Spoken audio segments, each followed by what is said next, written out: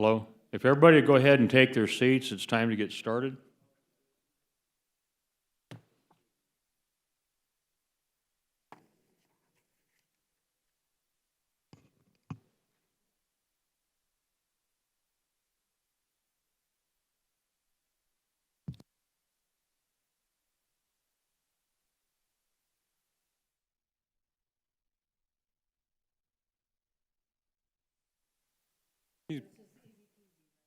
Back.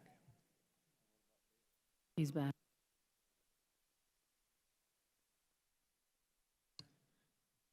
All right, we're going to go ahead and get started. Welcome to the City of Glendale Council meeting of October 13, 2020. This meeting is called to order.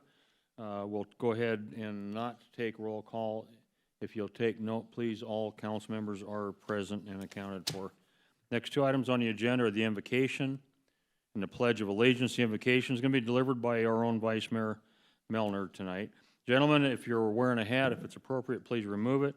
If everyone would please stand with me for the invocation. Remain standing for our Pledge of Allegiance. I'd appreciate it. Thank you. Our kind Father in heaven, as we come before thee this evening at the commencement of this council meeting, we are grateful that we could all be here. We're grateful for this great country in which we live, for the freedoms in which we enjoy. We're grateful for the opportunity to serve. We pray thy guidance and direction as we vote on businesses of the city. Help us to make wise and prudent decisions, and help us to do those things which are in the best interest of the city of Glendale and its citizens. We again pray for thy guidance and direction. Watch over all those, watch over our citizens, and during this crisis that we are continuing to be in with the COVID-19, we pray for thy blessings upon all those who have been affected. We pray for a quick and speedy recovery for our country, our economy, and our city. And this we pray in thy name, amen. Amen. Thank you. Pledge allegiance to the flag of the United States of America, to the republic for which it stands, one nation under God, indivisible, with liberty.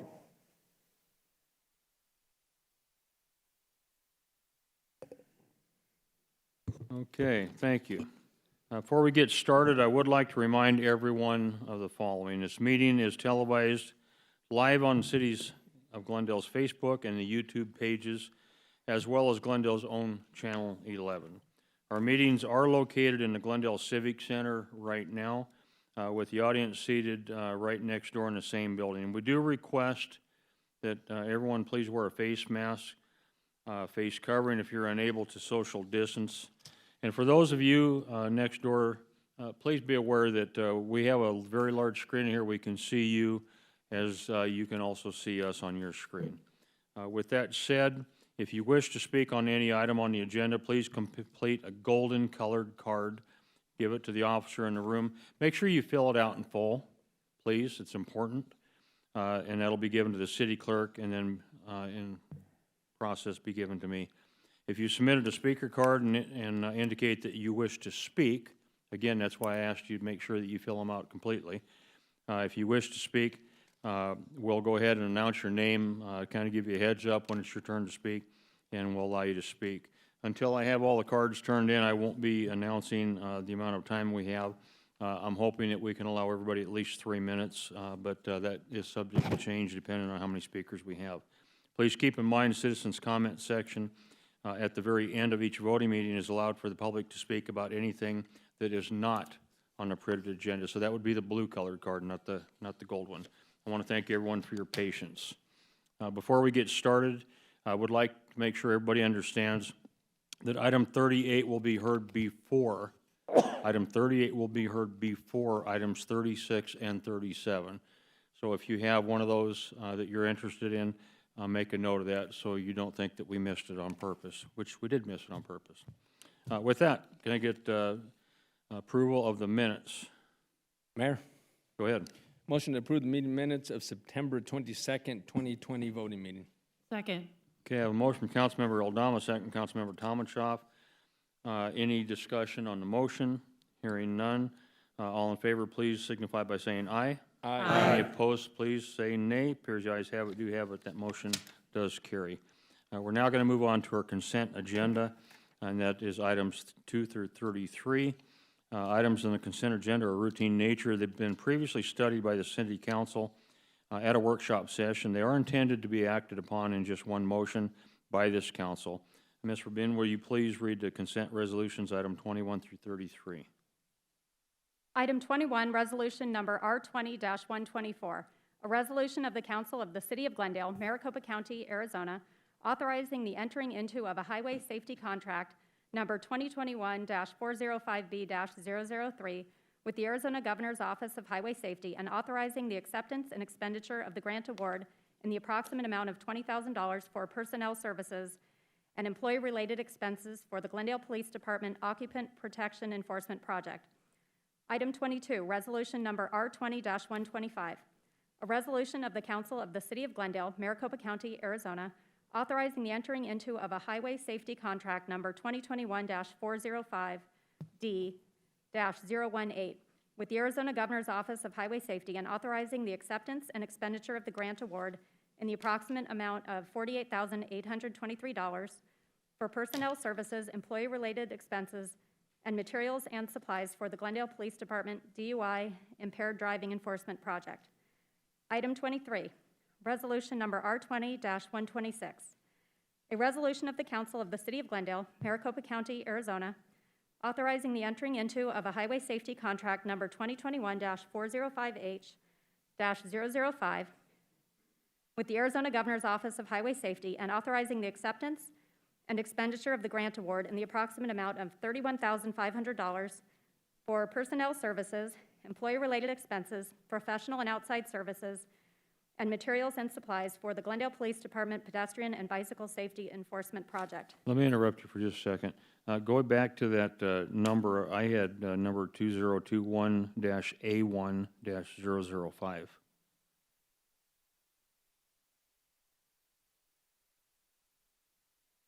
I'm sorry, which item are you on, Mayor? The one that you just read just a second ago. Item 23. 4. I thought that you had read it differently than what I heard. That's why I'm only reading. I was questioning it. So again, when you said the number, the highway safety contract That's number, 23 that he's calling. 2021, I show A1005. Is that what you show? I believe I just read item 23. Oh, that's 24. Okay. Would you like me to read item 23 again and then item 24? 23 and 24 are very similar. Okay, well, that's what I'm just trying to figure. Okay, so, all right, that's probably what I did. Okay, go ahead. Okay.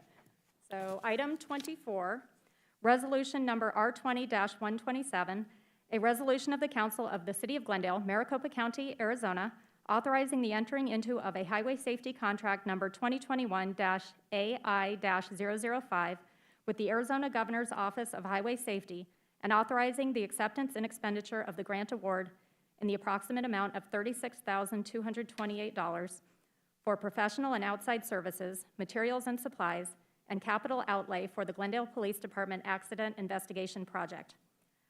Item 25, resolution number R20-128, a resolution of the Council of the City of Glendale, Maricopa County, Arizona, authorizing the entering into of a highway safety contract number 2021-PTS-026 with the Arizona Governor's Office of Highway Safety and authorizing the acceptance and expenditure of the grant award in the approximate amount of $45,000 for personnel services, employee-related expenses, and materials and supplies for the Glendale Police Department Step Enforcement Project.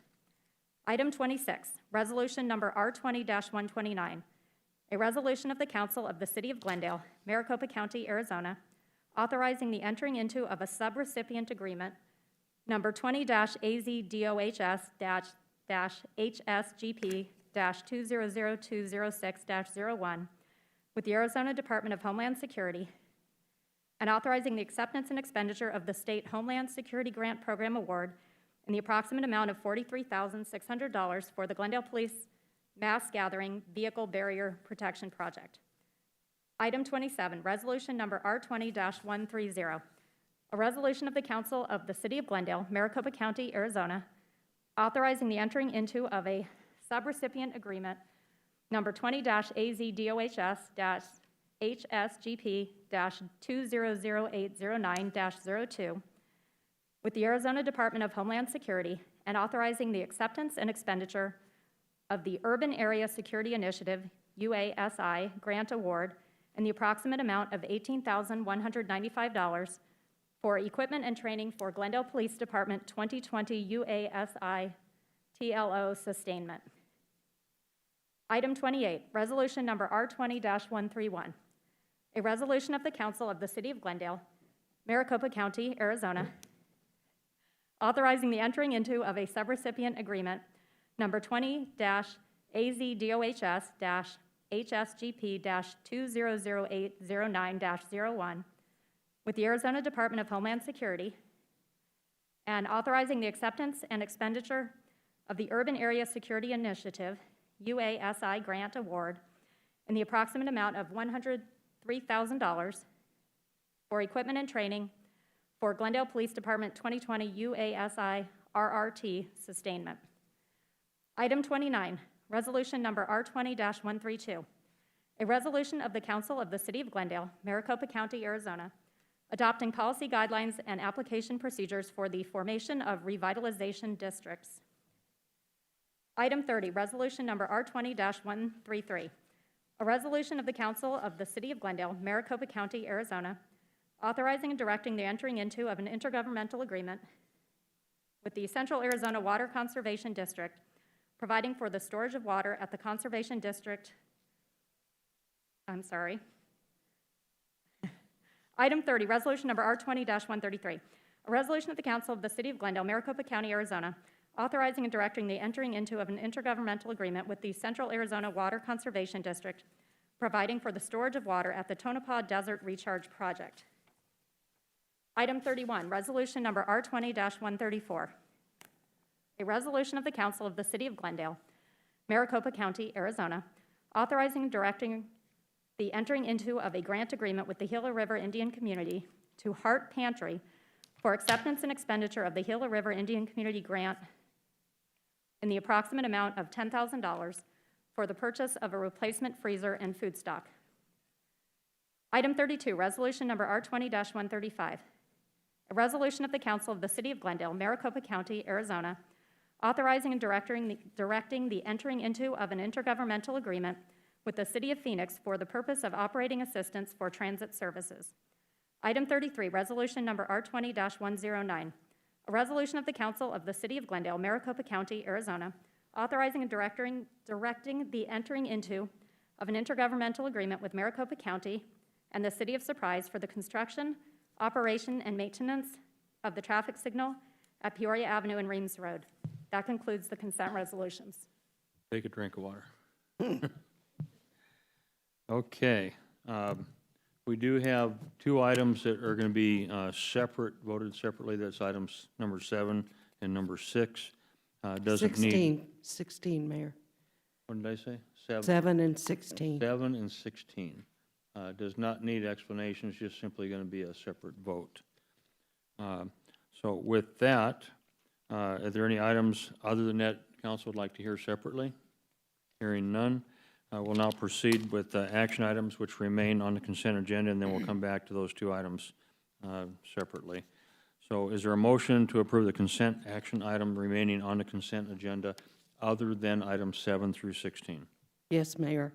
I move we pass and adopt consent items 2 through 6, 8 through 15, 17 through 20, and consent resolutions 21 through 33. Second. That motion from Councilmember Clark, second from Councilmember Tomachoff to approve the recommended action item. Is there any discussion on the motion? Hearing none, all in favor, please vote aye. Aye. Any opposed, vote nay. Appears the ayes have it, do have it. That motion does carry. Now we'll go back to item number 7. Can I get a motion for item number 7, please? Mayor, I move we adopt item number 7, authorization to enter into a linking agreement with Dykeman Electrical, Inc. Second. A motion from Councilmember Tomachoff, a second from Councilmember Hugh to approve the recommended action. Any discussion? Hearing none. Roll call vote. Councilmember Oldama, how do you vote? Aye. Councilmember Clark, how do you vote? Mayor, I explain my vote. Go ahead. As is typical, if it's a 5-year contract for a non-essential service or item, I will be voting no. So I will be voting no on items 7 and 16. Okay, we're just doing 7 right now. Okay, Councilmember Hugh, how do you vote? Aye. Councilmember Tomachoff, how do you vote? Aye. Councilmember Turner, how do you vote? Aye. Vice Mayor, how do you vote? Aye. Chair votes aye, motion carries. Now, moving on to item 16, can I get a motion? Yes, Mayor, I move that we enter into the linking agreement with Cox Arizona Telecom LLC. Second. I have a motion from Councilmember Tomachoff, second from Councilmember Hugh to approve the recommended action. Any discussion on the motion? Hearing none, roll call vote. Councilmember Eldama, how do you vote? Aye. This is on item 16. Councilmember Clark, how do you vote? Nay. Thank you. Councilmember Hugh, how do you vote? Aye. Councilmember Tomachoff, how do you vote? Aye. Councilmember Turner, how do you vote? Aye. Vice Mayor, how do you vote? Aye. Chair votes aye, the motion carries. Moving on to bids and contracts, could you Mayor? introduce? This is a point of order, sir. I think you missed me on the vote for item number 7. Okay, I didn't know I did, but we can certainly Yeah. redo number 7 if I did. Okay. Let's just redo 7. Can I get a Mayor? motion? Just from a point of order perspective, if you'd like, you could ask for the vote on number 7, and we'll reflect your vote in the minutes if you'd like, or we can redo the item. So there's, We just redo the item. okay. Okay, can I get a motion? Is that what you want?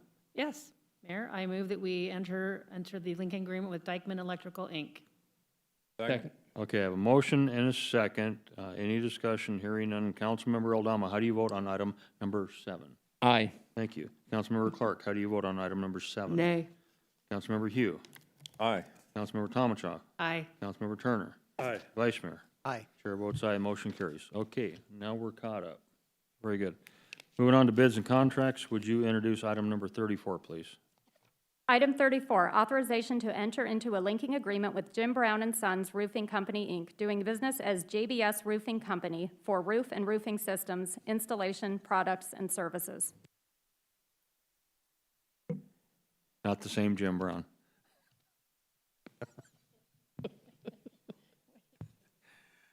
Oh, Sure. too funny. Okay, apparently we don't have any presentation on this. Is there any questions from the council? Okay, just, again, I want to ask the city manager, is this the same James Brown that we have working in HR? No, sir, it is not. Okay, very good. That will solve that problem down the road. Can I get a motion to approve item 34? Mayor, Good. I feel good. Is it that James Brown? No. I move that we authorize the city manager to enter into the described linking agreement with Jim Brown and Sons Roofing Company. Second. I have motion and a second to approve the recommended action. Is there any discussion on the motion? Hearing none. Councilmember Eldama, how do you vote? Aye. Councilmember Clark, how do you vote? Aye. Councilmember Hugh, how do you vote? Aye. Councilmember Tomachoff, how do you vote? Aye. Councilmember Turner, how do you vote? Aye. Vice Mayor, how do you vote? Aye. Chair votes aye, that motion carries unanimous. It's not Ms. Bauer. Could you introduce item 35, please? Item 35, authorization to approve a participation agreement with Arrowhead Little League for the use of Field 3 at the Foothills Sports Complex in consideration of their contribution to field improvements. Okay, do we have any explanation? Any questions from the council? Seeing none. Can I get a motion for item 35? Yes, Mayor, I move we approve the participation agreement with Arrowhead Little League for the use of Field 3 at the Foothills Sports Complex. Second. I have a motion from Councilmember Tomachoff, a second from who? Councilmember Eldama. Any discussion? Hearing none, roll call vote. Councilmember Eldama, how do you vote? Aye. Councilmember Clark, how do you vote? Aye. Councilmember Hugh, how do you vote? Aye. Councilmember Tomachoff, how do you vote? Aye. Councilmember Turner, how do you vote? Aye. Vice Mayor, how do you vote? Aye. Chair votes aye, that motion carries unanimous. Public hearing, land development action. We'll now move on to just that. As mentioned before, we will be listening to items 38 before item 36 and 37. Would you introduce item number 38, please? Item 38, resolution number R20-121, a resolution of the Council of the City of Glendale, Maricopa County, Arizona, amending the general plan map of the City of Glendale by approving general plan amendment GPA 20-08 for property located at 8707 West Northern Avenue in Glendale. Ordinance number 020-67. An ordinance of the Council of the City of Glendale, Maricopa County, Arizona, rezoning property located at 8707 West Northern Avenue from R1-10 PRD, single family, 1 unit per 10,000 square feet, planned residential development, to R1-6 PRD, single family, 1 unit per 6,000 square feet, planned residential development, for a development plan entitled Palermo, amending the zoning map, providing for an effective date, and directing the city clerk to record a certified copy of the ordinance. Good evening, Mayor, members of the council. Here to provide staff report tonight on both the resolution and the ordinance is Lisa Collins, our Interim Development Services Director. Thank you, Mr. Phelps, and Mayor and members of the council. So this is Palermo PRD, which means Planned Residential Development. So this is a general plan amendment 20-08 and zoning ZON 20-13. So the request, again, as was read, a minor general plan amendment from LDR low density residential 1 to 2.5 dwelling units to the acre to medium density residential 3.5 to 5 dwelling units to the acre. The rezoning portion of this is a rezoning from R110 planned residential development to R16 planned residential development. So the property is located at Northern Avenue and 89th Avenue alignment, and City Hall is shown in the red dot to the east of that location. So once again, here's the general plan map as exists. It's low-density residential 2.5. The zoning map, again, showing R110 PRD, and there's an aerial of the area. So this is the site plan for Palermo. As you can see, Northern Avenue is to the north, and it's sandwiched in between a development to the west and fairly undeveloped area or large lot to the east. So the conceptual house products are required as part of a planned residential development, so you see those here. The planned residential development standards are amended per the column on the right, and as you can see, there's slightly more lot coverage. The lot sizes are slightly smaller. The width is a little bit less, and the depth is a little bit less. So for public involvement, there was notices mailed out in July to property owners within 300 feet. There was a neighborhood meeting, and no attendees were at that meeting.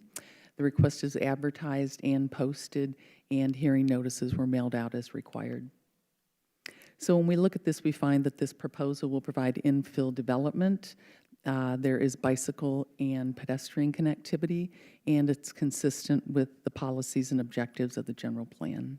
So with that, the staff is recommending approval of GPA 20-08 as written, and approval of ZON 20-13 in substantial conformance to the PRD booklet. The other requirement is for the placement of an 8-foot tall decorative masonry wall along Northern Avenue. And we're requiring that they provide information regarding the proximity to the airport to home buyers. There are a few, 4, 5 additional stipulations that are being proposed to be added to this case. I've given you a copy of those. The applicant has a copy of those and has agreed, and I'll read those into the record now. So stipulation number 4 would be the east half of 87th Avenue shall be a private roadway, and the west half of 87th shall remain public right-of-way.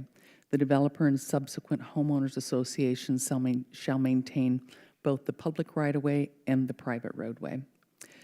Number 5, the subdivision shall be gated. Number 6, a row of trees shall be planted at approximately 20 feet on center along the south property line north of the SRP easement as approved by the Planning Department. Stipulation number 7, lots south of Friar Drive shall have a minimum lot area of 6,500 square feet. And stipulation number 8, a minimum of 5 benches with an adjacent shade-type tree shall be provided within the open space areas as approved by the Planning Department. And that concludes my presentation. I'm happy to answer any questions you have. Questions from the council? Okay, hearing none. Okay, public hearing is now open on item number 38, Resolution R20-121, ordinance number 020-67. I have no speaker cards on any items of 38. Is there anyone in the audience wishing to speak? Item 38. Seeing no one, hearing no one, public hearing is now closed. Can I get a motion on item 38 and Resolution R20-121? Yes, Mayor. Before I propose the resolution and ordinance, I would like to thank the applicant's representatives for working with me on the stipulations that were introduced tonight. I appreciate the fact that they were willing to make it a gated community and that the city was very helpful in adjusting the right-of-way so that that could occur. I think that this will be an excellent addition to the area, and I think the buffering that will occur along the south side of the project should go a long way to providing an amenity to the people who live in Rovey Farm that would be immediately south of the project. And with that, I will make a motion, my motions. Go ahead. I move that we pass and adopt Resolution R20-121. Second. Okay, we have a motion from Councilmember Clark, second from Councilmember Hugh to approve the recommended action. Is there any discussion on the motion? Hearing none, roll call vote. Councilmember Eldama, how do you vote? Aye. Councilmember Clark, how do you vote? Aye. Councilmember Hugh, how do you vote? Aye. Councilmember Tomachoff, how do you vote? Aye. Councilmember Turner, how do you vote? Aye. Vice Mayor, how do you vote? Aye. Chair votes aye, that motion does carry. Could I get a motion on item number 38, ordinance number 020-67? Yes, Mayor. I move we pass and adopt ordinance number 020-67. Second. Okay, we have a motion from Councilmember Clark, second from Councilmember Hugh to approve of the recommended action. Any discussion on this particular motion? Hearing none. Again, with the roll call vote, Councilmember Eldama, how do you vote? Aye. Councilmember Clark, how do you vote? Aye. Councilmember Hugh, how do you vote? Aye. Councilmember Tomachoff, how do you vote? Aye. Councilmember Turner, how do you vote? Aye. Vice Mayor, how do you vote? Aye. Chair votes aye, that motion does carry unanimous. Would you introduce item 36, please? Item 36, resolution number R20-136, a resolution of the Council of the City of Glendale, Maricopa County, Arizona, amending the general plan map of the City of Glendale, Arizona by approving major general plan amendment MGPA 20-01 for property located at 5450 West Northern Avenue. Mayor, members of the council, here to provide staff report this evening is Lisa Collins, Interim Development Services Director. Thank you, Mr. Phelps, Mayor and members of the council. So this is Trevino at Glen Lakes. This is a major general plan amendment, MGA 20-01, and the associated zoning case, ZON 1917. They are two separate agenda items, but this presentation is going to cover both of those for consistency. So the vicinity map shows the location of Trevino at Glen Lakes in conjunction, in association with City Hall, to the north and east of that along Northern Avenue at 55th Avenue. Mayor and council, if I may have a point of order. Go ahead. The last item, we spoke to stipulations during the presentation, but I don't think we recorded the stipulations in the motion for approval. The city attorney is correct. I did not mention the We did not. stipulations. So Okay, so let me do this. If there's no pushback from any of the council member, the stipulations that were read, if they would be accepted by the council with the vote that they could be put in, can't do that? Mayor and council, you've approved the item. At this point in time, somebody will need to make a motion to reconsider the item. Mayor, I will do that. Okay, let's undo what we've already done then. So we are now not going to be on item 36. We are now going back to 38. item 38, Yes. and we wanted to have a motion with stipulations. Go ahead. Actually, if I may, Go ahead. Mayor, Why don't you state it, and then we'll just go from there. that you will need to give the floor to a member who voted in favor of it, and that member will need to ask to reconsider item number 38. After the vote, if the council decides to reconsider it, then you will go back to number 38, and then you will take a substantive vote on number 38. Okay, I believe that was a unanimous vote, so anybody could do that. Correct. Okay, so Councilmember Clark.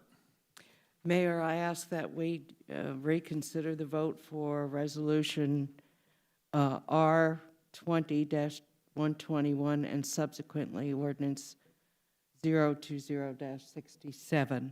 Second.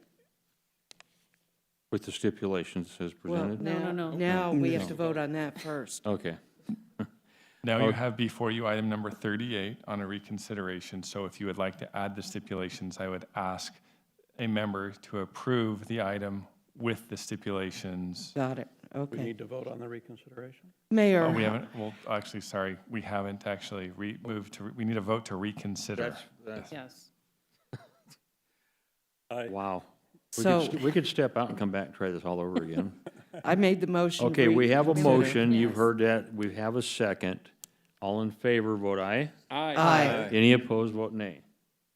Appears you guys have it. Now, Mayor and council, you are now on item 38. A motion to approve with the stipulations would be appropriate. Do I have to reread the steps?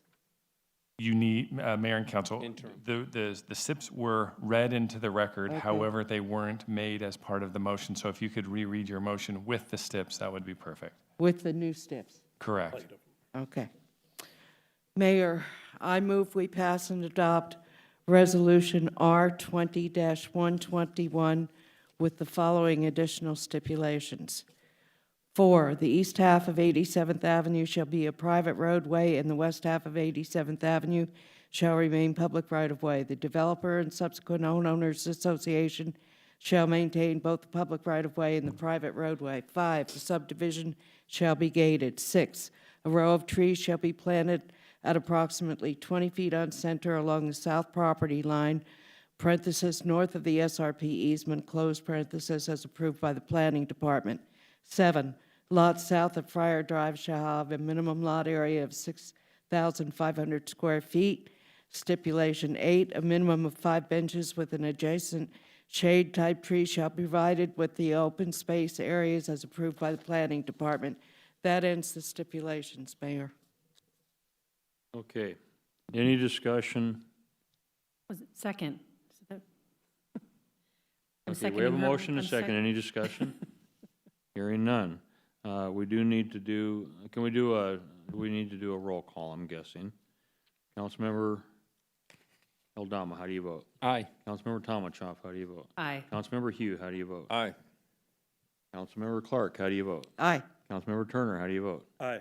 Vice Mayor, how do you vote? Aye. Chair votes aye, motion carries unanimous with stipulations.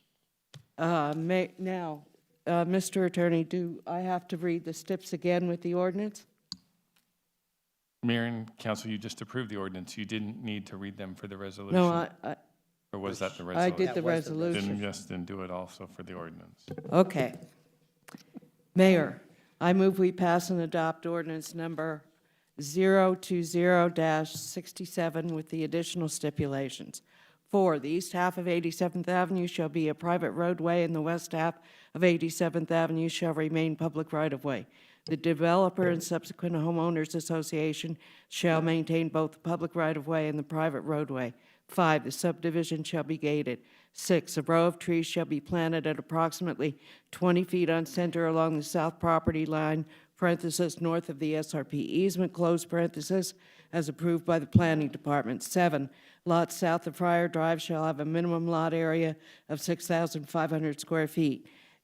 8, a minimum of 5 benches with an adjacent shade-type tree shall be provided within the open spaces as approved by the Planning Department. That ends the stipulations, Mayor. Second.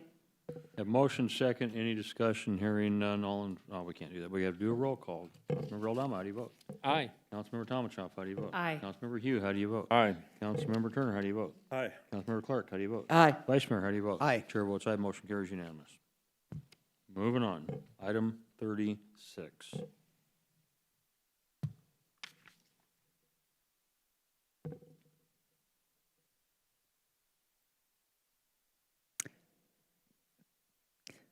Thank you, Mr. Mayor and members of the council. So this item is Trevino at Glen Lakes. This is a major general plan amendment, MGPA 20-01, and the associated zoning case CON 1917. While they are two separate items on your agenda as is required, I'm making one presentation because it will make more sense that way, and they are obviously very related. So the vicinity map shows the location of Trevino at Glen Lakes, Northern Avenue at 55th to the north and east of the City Hall location. So this is, again, a major general plan amendment, and it's an amendment from parks, open space, to medium-density residential 3.5 to 5 dwelling units per acre. And the state statute does require for major general plan amendments that the Planning Commission have at least 2 public hearings. The Planning Commission had 3 public hearings on this item. There's also the zoning case, which is A1 agricultural, that will be rezoned with this action to R16 PRD, planned residential development. So we'll start with the general plan. The general plan, again, shows Trevino at Glen Lakes as parks, open space. And I'll note that our city does not differentiate between public and private open space. This is obviously private open space. So the existing general plan and proposed, again, in this slide shows the POS, Parks Open Space, to MDR, Medium Density Residential 5. This map shows some of the surrounding areas. The areas to the north and the east are R4, and those are Medium Density Residential 12. The one to the north is 8 to 12 units to the acre. The one to the southeast is 12 to 20 dwelling units to the acre. On the west side of this property, it shows MDR 5, 3.5 to 5 dwelling units per acre. That's consistent with the request in this development. R16 is also to the east, and the density is slightly lower.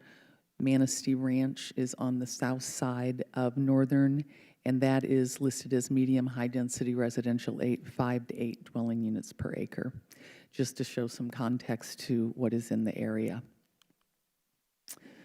So this map shows the city parks that are within 1 mile. There's approximately 25 acres, and there's 8 parks. They're listed here. The proposed city park on this property is 10 acres, so that would add another 10 acres, approximately 35 acres then within 1 mile. So the next slide shows the city parks within 2 miles. And within 2 miles, there's 25 parks, approximately just a little bit under 200 acres. And again, with the addition of this proposed park, that would be another 10 acres, so approximately 210 acres of parks within 2 miles of this location. So this slide shows the ranking of the parks. So if the city has 81 parks. The 17 largest parks are listed here. Trevino at Glen Lakes being the 17th largest park. The largest park the city has is Thunderbird Conservation Area, which is over 1,000 acres. Trevino at Glen Lakes would be the 17th largest park at 10 acres. So if we look at that area again that we just showed in the slide, the parks within 2 miles of Glen Lakes, you can see that 3 out of those 16 parks are located within 2 miles of Glen Lakes. Not the 3 largest parks, but 3 of the largest parks. I think there was some confusion about that. So I just wanted to make that point. So here's a slide that shows the street view photos, but we're going to come back to that because those slides come a little bit later. Nope, that slide got changed, thank you. So this previous slide, this shows the context. So the first set of 4 photos that I'm going to show you are the street view photos to the northwest. The second will be the northeast. The third set will be the southeast, and then the southwest. So these are the northwest photos. If you're standing at the northwest corner of the site and you look in all four directions, this is what you see.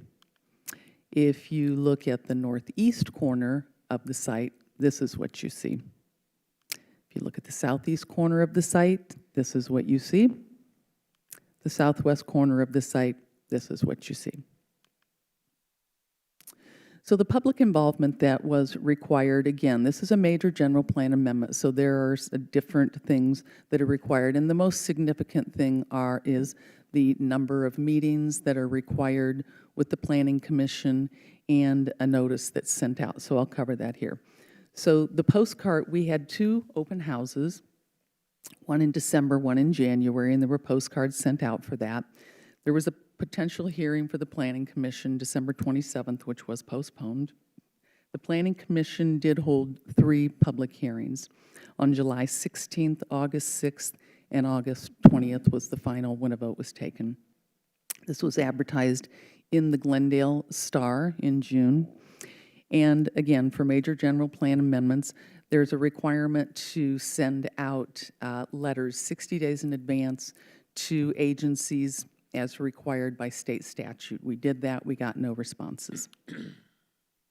So when we look at the findings that are required for a general plan amendment, we find the following: that the proposal provides residential and open space land uses and is consistent with surrounding uses. The residential developments range from single family to multifamily and PAD, as we saw in the previous slides. There's also commercial development in the area that would provide services to the residential development. The general plan findings are broken into some of the general plan elements. So the land use, traffic impact analysis is to ensure that circulation is safe for the traveling public. Now, our transportation traffic engineer has obviously reviewed this and determined that the development and the street systems are adequate. This traffic analysis will look at some of the specifics for the turning movements at the intersection and make sure that we don't need any protected left turns or things of that nature. So it's kind of gets down into the detail. And those are required at the preliminary plat stage. That's typical, and that's what's going to happen in this case. So the housing provides a new neighborhood that can encourage other investment in the area. The housing type and site plan proposed in the zoning PRD, as we see, promotes interaction between new and existing neighborhoods with the open space surrounding the new development and access of that new open space to the existing neighborhoods. This does provide an infill development that would enhance the existing neighborhoods. And from an economic development standpoint, this provides new development to revitalize a property that was costly to the city to operate. The connectivity is met by a continuous walking path and the public park that's proposed. Regarding public facilities, the city has received a letter of adequate school facilities, and that has been provided to the city. From the standpoint of environmental sustainability, the city of Glendale, as we know, places an emphasis on new technologies, and we do encourage recharging devices for electric vehicles in each home. So that concludes the general plan portion, and I'll move on to the zoning request. So again, the zoning request is from A1 agricultural to R16 PRD, single-family residential planned development. Again, this slide shows the A1 current zoning. This is the site plan, and it does show the lotting configuration and the park area surrounding on the east and the west, and then the trail to the north. The next slide shows a little more clearly what that area consists of, and that it indeed does connect on 3 sides. So the number ones, excuse me, show park benches and pet stations. The number 2s are tot lots, and number 3 and 4 are the general areas for activity. Again, this is a neighborhood park, and neighborhood parks are intended to serve the area and not draw people from surrounding areas. The entry theme is required as part of the PRD, the Planned Residential Development, and so this shows the wall configuration in the master signage. They're also required to show the housing product, and so these are the housing products that are being proposed by the Homes by Town development.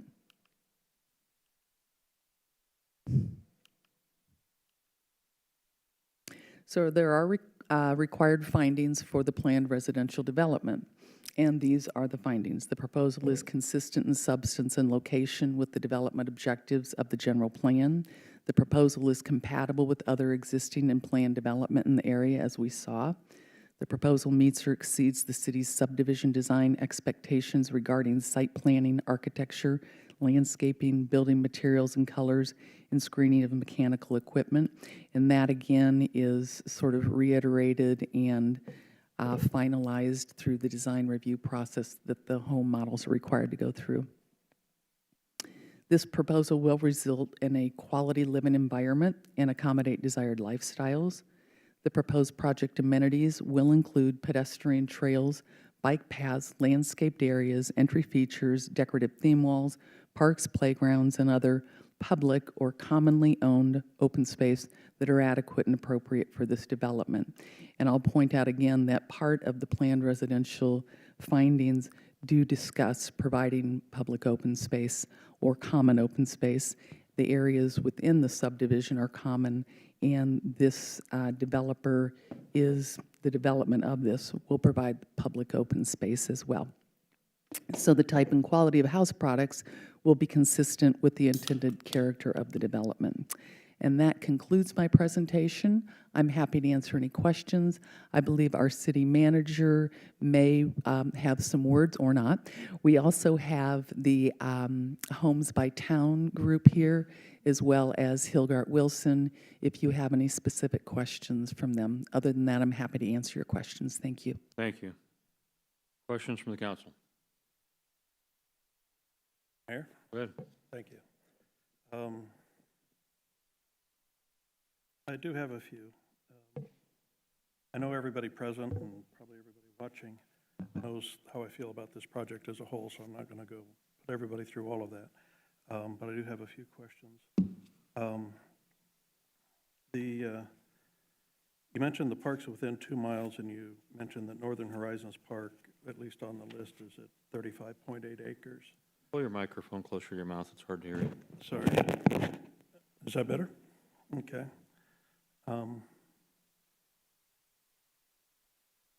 So it shows at 35.8 acres. Do you know if that actually is the whole space, including the huge water retention area? I believe it's everything, not the developed part where the play area and the dog parks are. Mr. Mayor, Councilman Turner, I can't say specifically. I understand that it does include the whole area. This information comes from the Parks Department, and it's their published information. So I understand it's the dog park area as well as the other areas. Yeah. And because I've seen this number in the past when we've been talking about the way parks are dispersed throughout the city. And for that particular park, it's important to keep in mind that most of it, like 60% or more, is unusable. It's rough dirt, no turf, no trees, nothing else.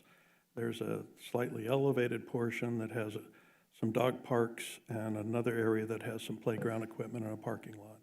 But as I recall, it's significantly less than the whole 35 acres is actually park space there. On slide 14,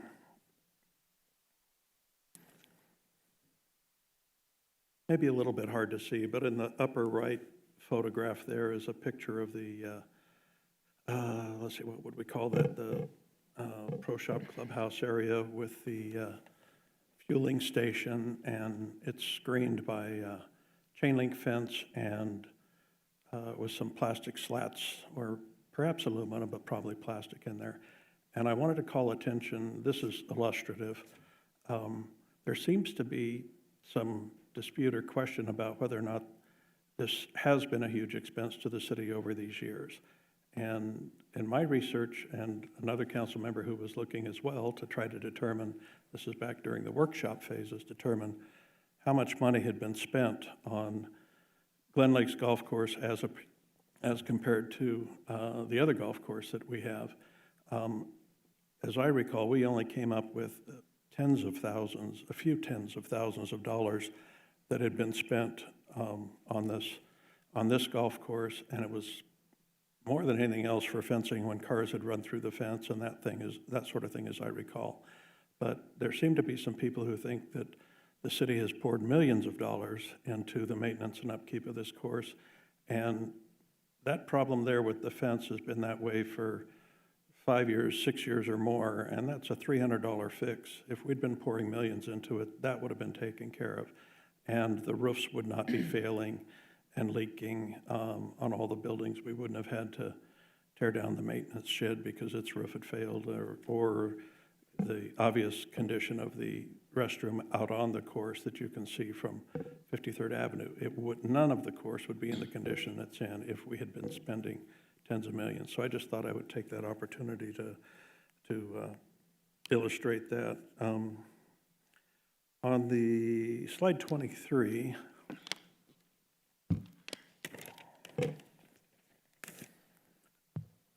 great. It's a little hard to tell there. We can see it on our screens, but there's different designations for the uses in the area, and there's several different areas, a lot of them, in fact, that are designated use number 3, which I believe you had mentioned was lawn and play area. Does that not also double as water retention area for the subdivision?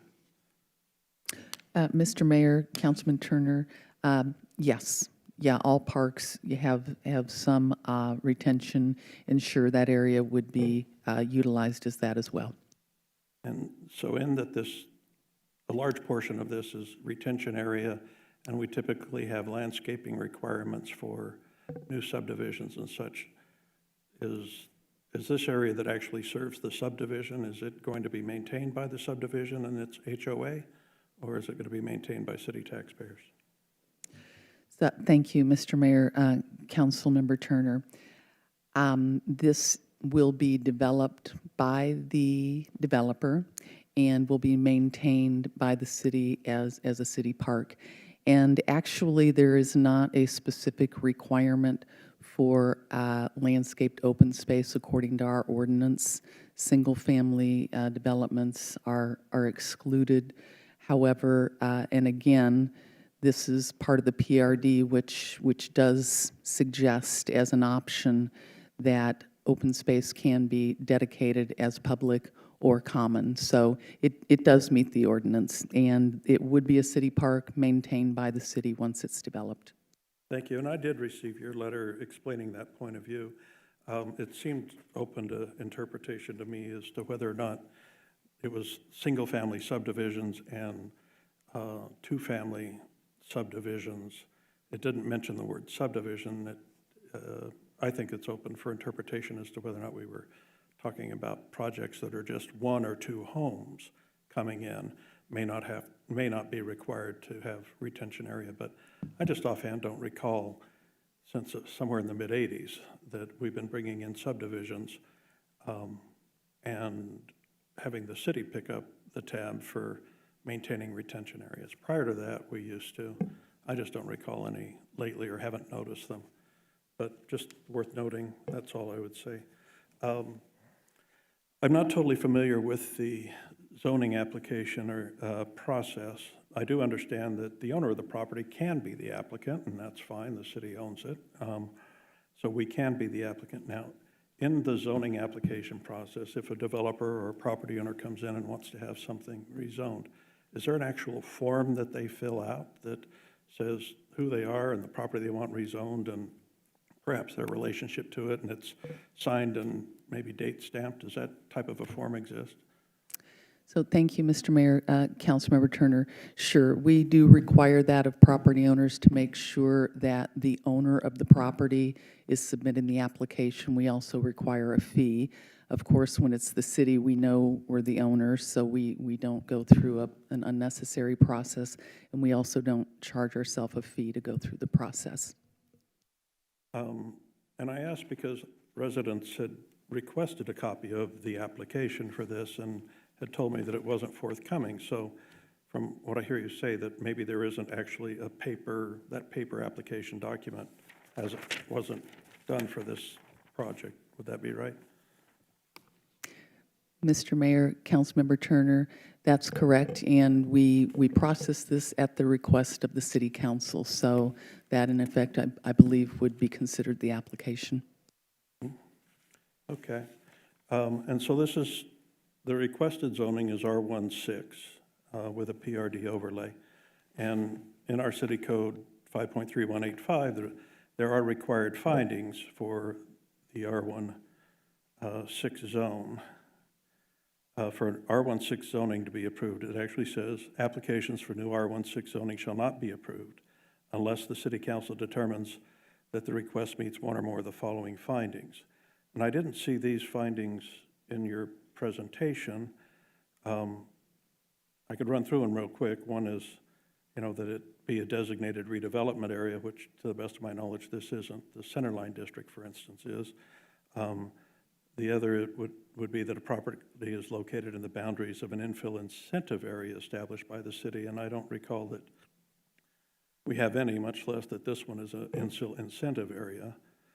And I also don't, another requirement of the 4 would be that the proposed rezoning would result in a significant reduction in the number of future dwelling units permitted on the property, and obviously this will result in a significant increase, seeing as it's going from agriculture to medium density. And then the last one, I didn't take these in order, I just took them for clarity. And the other criteria that would allow for R16 zoning is the property is small or irregularly shaped within a developed neighborhood with physical barriers that preclude expansion. And I can get that this is within a developed neighborhood and that there are barriers that would exclude the project from being larger, being expanded, and also that, but it's neither small nor irregularly shaped. So I don't know that this actually meets any of the required findings to be eligible for R16 zoning. Thank you, Mr. Mayor, Councilmember Turner. The PRD booklet that was submitted and is part of your packet there includes all of those findings. I don't have it at my fingertips now, but it was gone through thoroughly, and it does meet all of the PRD findings and all the requirements. Okay. I have that on my list, probably my next question, but in regards to whether or not this is a small parcel, having reviewed the Planning Commission actions for the last 3 years, that this is over twice the size of acreage, twice the acreage of any of the other R16 PRD applications that have been approved in recent years. I believe we approved one tonight, but they typically can run anywhere from 4.5 to 8, 9, 14 acres. But this is significantly larger than any of them that have been approved, prior to this application being made. And it's obviously large enough to require a major general plan amendment, so I'm not sure that it could be considered small. And then you also, so myself, I'm not sure that I'm convinced that it meets the standard for the R1 zoning, but you had mentioned the PRD overlay. And that's covered also in code, of course, but it also has a set of required findings. And some of these were mentioned in the report that you gave, but I don't believe that the paragraph about the findings was there, so I'll read it to you. It's 6.205 required findings. all PRD applications shall be reviewed for conformance with the stated purpose of this overlay district prior to overlay district, period, sorry. Prior to approval, the Planning Commission and the City Council shall make the following findings, and it has findings A through F. Did the Planning Commission make those findings? Did they agree on those findings? Mr. Mayor, Councilmember Turner, I don't know if they specifically did or not. They provided a recommendation to the council, and so that would be just a recommendation. In their discussion, I don't know that they made any of those specific findings. Well, I did watch the meeting, and I don't recall the findings being discussed at all, but it was a unanimous recommendation from the Planning Commission to recommend denial, which leads, which if they didn't have a separate motion to agree to the findings but still deny it, then they don't have they did not then, I would assert, approve this. Now, I understand that in most cases, the Planning Commission is advisory to the council. But this actually says, prior to approval, the Planning Commission and the City Council shall make the following findings. So even though the council may make the findings, if the Planning Commission hasn't made the findings, then I don't think it meets the requirements for having a PRD designation. I didn't write it, I'm just reading it. Prior to approval, the Planning Commission and City Council shall make the following findings. We're here tonight looking for approval, but we don't have a Planning Commission that has approved the findings. So that gives me pause as to whether it qualifies for the PRD, and of course, I have the reservations about whether it qualifies for R16 and meets any of the 4 findings that are required there.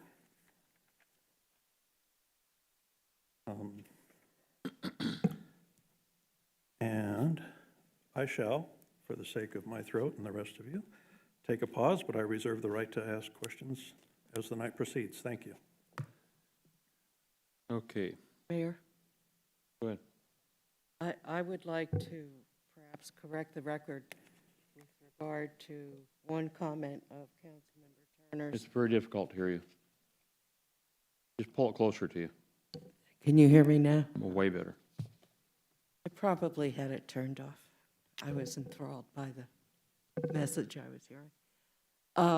I would like to correct the record with regard to one assertion that Councilmember Turner made with regard to expenditures with regard to Glen Lakes. And I think it's important to note that the city purchased Glen Lakes in 1979 for $1,418,113, which was a considerable amount of money back in 1979.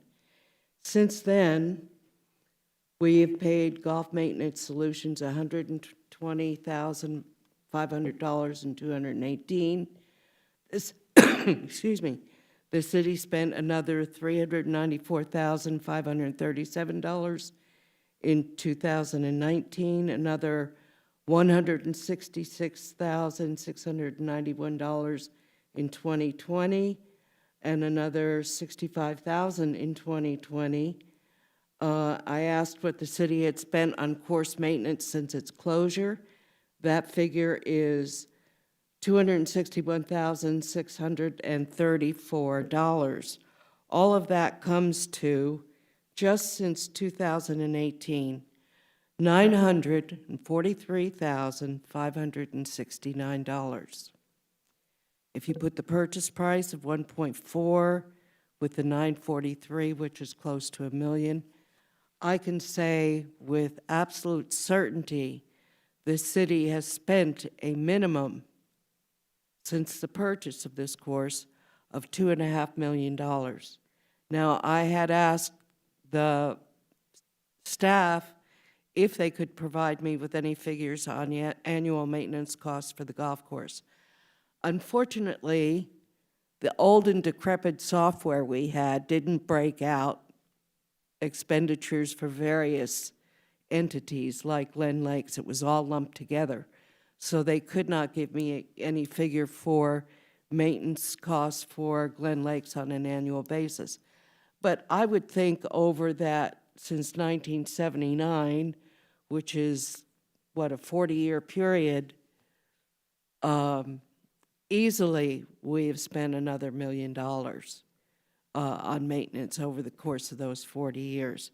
So I would dispute Councilmember Turner's assertion that the city has spent very little money on this area.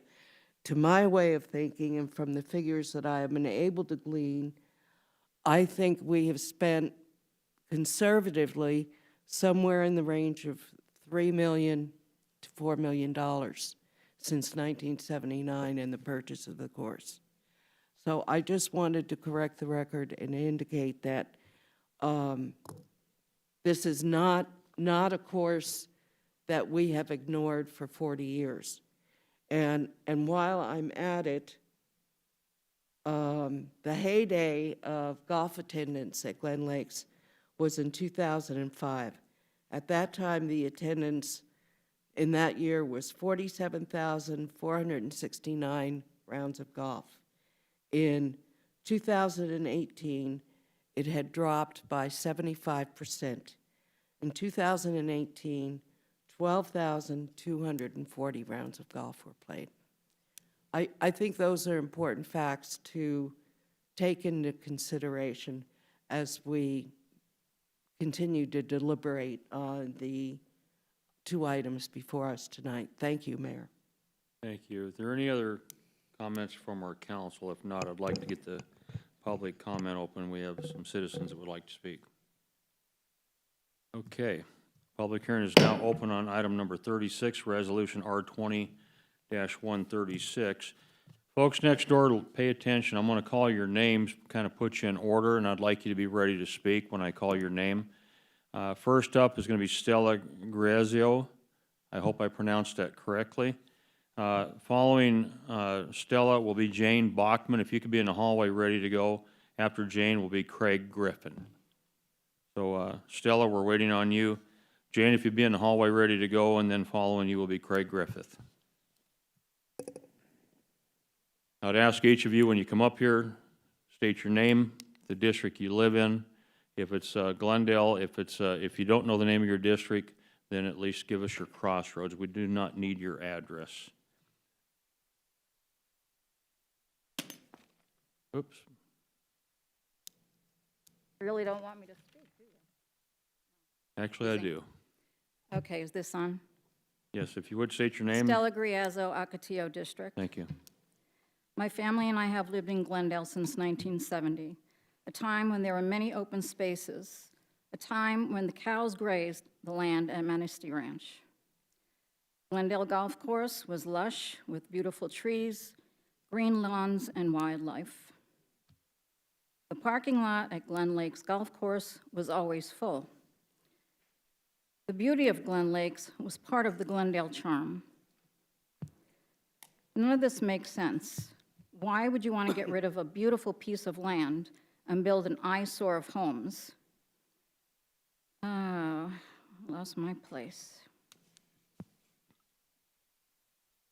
None of the residents from day one were in favor of the development of the land, from day one again. So our once beautiful Glen Lakes Golf Course has been neglected and mismanaged for too long, and we need someone to start caring about our city and about the residents. The proposed housing development is not in the best interest for the city of Glendale or its residents. And golf is not going away anytime soon. So was the golf course advertised in the city tour brochures or on the Glendale City website? Because if it was, more business would have come its way. I think the downfall of Glen Lakes was because it was neglected. And who wants to go to a place that's neglected when they could go elsewhere and it's beautiful greens and nicely manicured and everyone's having a good time? Whoever you had to run that, did anybody follow up with them to see what they were doing? Or just waited too long until it was like I don't know, too late to fix, but it's not too late to fix because we could get it back to where it was and it will be full. Golfers will be there, and it's just sad what's happening to the city of Glendale. Thank you. Thank you. Jane Bachman, you're up next. Craig Griffin, if you'd be ready to go. Following that is Frederick Beyer.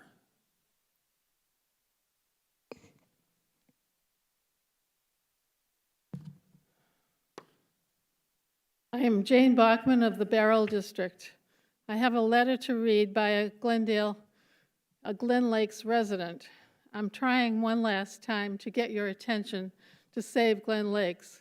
The October 8th Glendale Star printed a very good article on Glen Lakes, and I was amused by the quote of Mr. Phelps that the neighbors should be enthusiastic about the design plan to build Trevino homes in the surrounding park. We are not. He also mentioned those 173 homes to be built will be high-end residents. He expects will sell for $300,000 plus. Mr. Phelps was quoted in the November 2019 Glendale Star. That area is struggling. You can tell by the payday loans, tattoo parlors, and convenience stores. I'm not sure what location he's talking about, but you might be interested that a home on Royal Palm just sold for $305,000, and several homes have sold recently for over $275,000. That is hardly a struggling area. A ranking of parks by Trevino homes within 2 miles of Glen Lakes lists Saguaro Ranch Park, which is badly in need of renovation.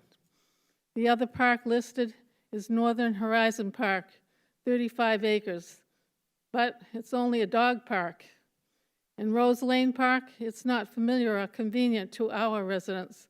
These are not places families will take their kids.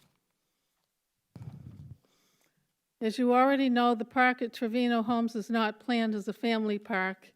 We continually hear from several council members that we need to do what's best for all of Glendale, but somehow the future planned programs for Yucca and Choya districts will hardly benefit anyone in our area. This is where Glendale began. We need to preserve its historical value. It's time for all of you to think of the repercussions to the citizens of our communities. Once construction begins on 53rd Avenue and Trevino Homes, our children and all area residents will be in a serious safety situation as Royal Palm, Harmont, and 53rd and 56th Avenues will be impossible to navigate.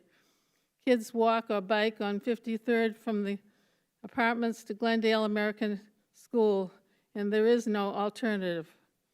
And have any of you thought of the safety and environmental impacts that will affect all of Glendale? If not, maybe you should. This is written by Martha Erickson of the Barrel District. And I have commentary on costs at Glen Lakes the past years. 3 minutes. The cost can be attributed to That's your the time, council ma'am. making this decision to hire a high-priced operator, and that Your has time's up. resulted in almost $1 million Thank spent, you. an unwise decision. Thank you. Gail Griffith, you're next. Frederick Beyer, you're up, and then Fred Beyer II is following.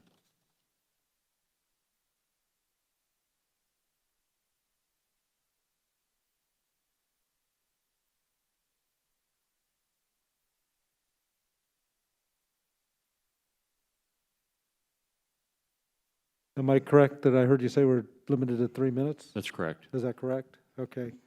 When I'm talking, I don't want my 3 minutes to start yet. I just want to make a statement. When I'm talking, Your I would, time's starting right now, sir. well, I would appreciate if people watch me instead of texting on their phones. This is a very important subject, and my time is limited. I was here the last time, so I'm going to be quick. Thank you. I'll put all those away. The original drawing showed the park system. Okay, and ma'am, a wash or an overflow is not a park system. I'm sorry, if people here consider that a park system, you're wrong. The way I sent this letter to everybody. Did everybody get it? If you didn't, I have copies. I'd be more than happy to have the young lady there pass them out. Did everybody get this? No? Nobody's shaking their head yes or no? Yeah, make your presentation, sir. Okay. Well, if this is part of my presentation, I'm not going to have enough time. So it was told that, I'm just going to hit on some pain points, that a study was done on traffic egress and in and out, and the traffic, whoever does the traffic said it was adequate. We were late because we couldn't get out of our subdivision. I live in Thunderbird Estates, and it took us 7 minutes just to get out of our subdivision. That's unacceptable. And they're going to throw 173 parcels on top of that. We can't get out of there now. So whoever did that traffic, I would really review his resume. We've only got two options at us right now. Option A is to keep the golf course. I've watched the golf course deteriorate. Who spoke after Councilman Turner? Who was the lady that spoke? Who's Councilman Turner? Sir, this is your time to speak. We don't speak. You're up. Okay, well, somebody asked questions after him. So whoever it was that said that they poured money into this golf course, I got transferred in 2001. I used to go to it, and I watched it become decrepit. Didn't know where the money went. I watched money be poured into Arrowhead. I watched money be poured into Westgate, and I have watched that golf course suffer, just like this lady here said. We live here. Where that money went, I don't know. So option A is to keep the park, or to keep the golf course. Option B is to build houses. Why not an option C? We need parks. These kids are our future, not us. We're the present, this is the future. And if you build homes on it, the green space is gone. So my recommendation is, why don't you build it into a park? You could take the driving range, keep the driving range open. People love to go hit a bucket of balls, shag some balls for cheap. And that would help offset the cost. I don't know of another park out there where the costs are offset. And that would offset the cost. You could also build right now for the younger generations, skate parks are huge. Okay, you can incorporate a skate park into it. But to have something like Time. that. 3 minutes. All right, thank you, I appreciate your time. Thank you, sir. Frederick Byer, following him will be Fred Byer II, and then Phil Erickson will be up next.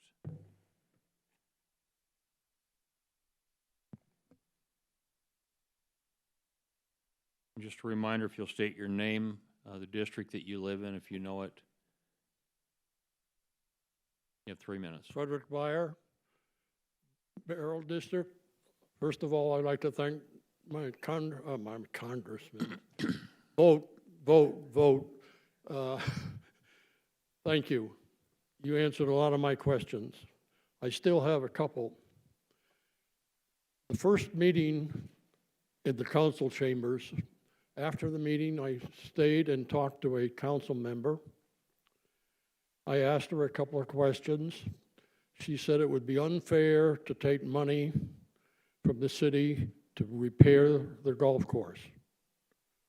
I said, okay, you want to sell the golf course and use the money to repair the other golf parks in the city. Is that fair? She did not answer. Okay. One of the council members criticized the members at some of those meetings we had because there was a military figure of divide, conquer, and beat. And I think that she was out of line because she did some pretty good things when she wanted something.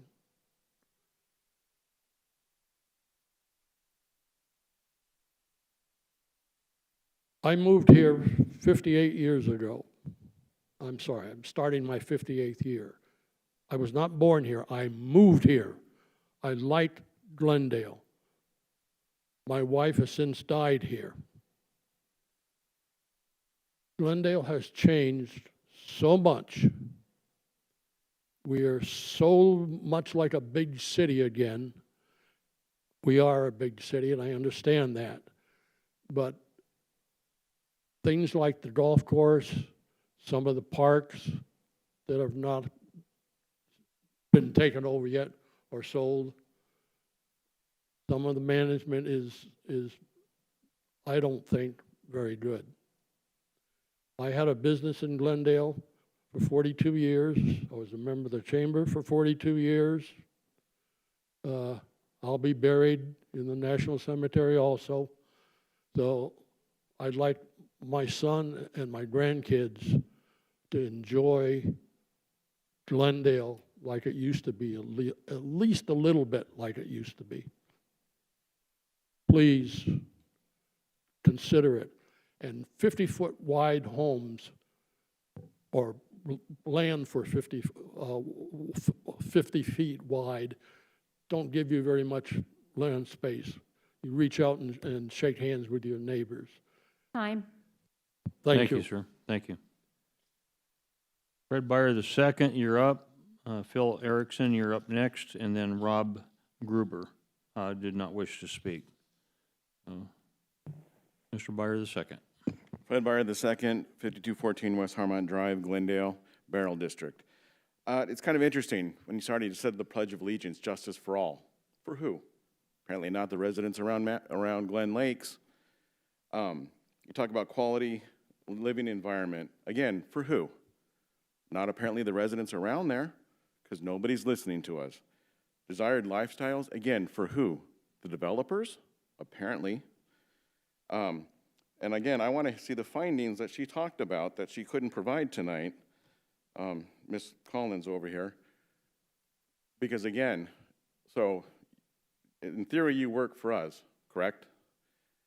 And so the Planning Commission and the residents have all said no. So if you go on a majority, that's 2 out of 3 are saying no. She talked about the cost, 2.5 to 3.5 million. Since 79, that works out to between $61,000 and $85,000 a year for maintenance. That's not a lot of money for 41 years to spend. And talking about similar neighborhoods, Manistee, correct, is 6.5 or RD5. That's a newer neighborhood. Did you tell them the same thing when you were building Manistee and approving it, that it would blend into the surrounding neighborhoods? Because it doesn't. Each side of those houses, and she brought up, Ms. Collins brought up, north of there is condos and retirement assisted living house and is apartments. But on east and west of Glen Lakes, those houses are 2.5 to 3.5 per acre, not 5. So how does that blend into the neighborhood? It doesn't. And again, the Planning Commission voted no. The residents have voted no. I would like to see, did anyone actually entertain anything other than selling it for housing to rehabilitate the golf course? Because golf's not going away. Over at Westgate, you have Top Golf over there. If golf was dying, then why is there a new Top Golf right there? You're building the new water park. You're building the new residence, those condos up on 55th and Olive right there. So there's plenty of revenue coming in. Those people are going to want a place to go. So when you have families come out to the water park, you can also offer them a golf course. And it has deteriorated over the years. I used to play golf there in high school when I was on the Glendale High School golf team. And compared to what it was back then to now, it has deteriorated. You haven't put money back into the infrastructure. I watched the same thing happen to the county hospital. The city drained it dry until they made it its own health district and started putting money back into it. It's mismanagement and it's not right. And citizens are watching what you're doing. We bought the house next to my father. Thank you. Thank you, sir. Mr. Erickson, you're up.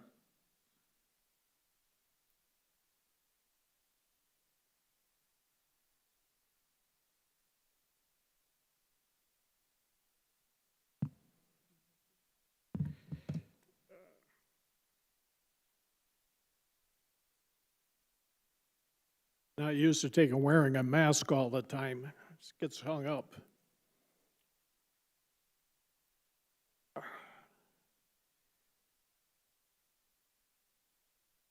My name is Phil Erickson. I'm a 40-year resident of Glendale.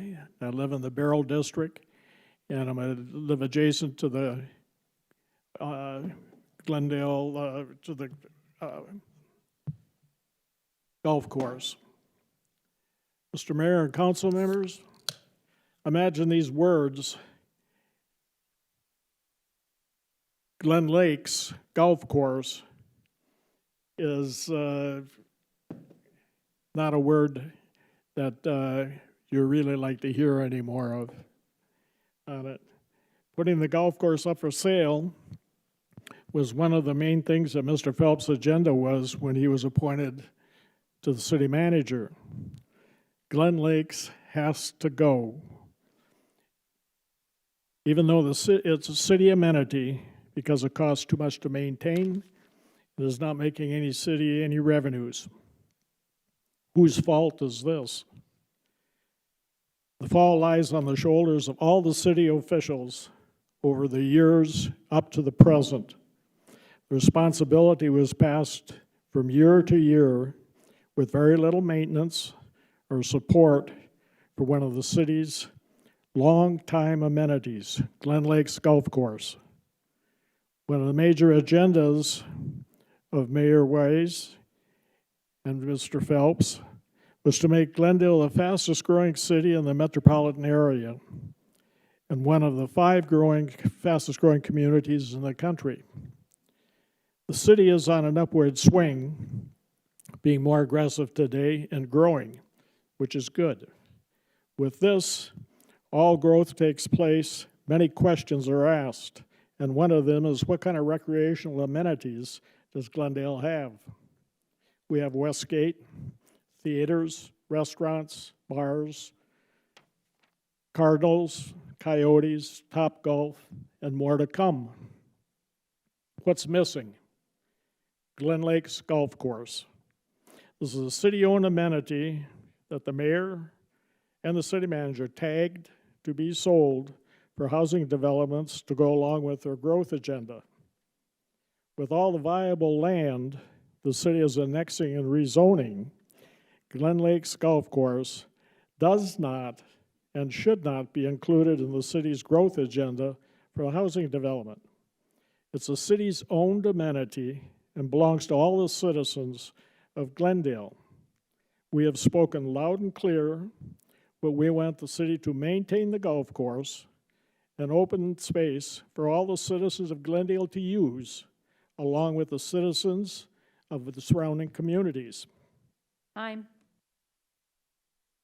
Pardon? Your time's up, sir. Is that 3 minutes or 5 minutes? That's over 3 minutes, yes, sir. Well, I have a few more comments I'd like to make. Okay, we're holding it to 3 for everybody, so thank you. You were a little over 3 minutes. Can you call my name back again? Sir? Can you call my name back again? I have some other important issues. No, sir, that would be fair to everybody else. Thank you.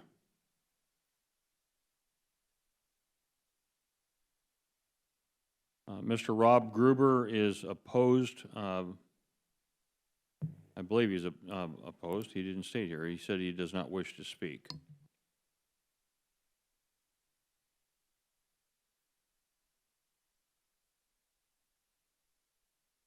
Okay. I have no other speaker cards. Do you have any other cards?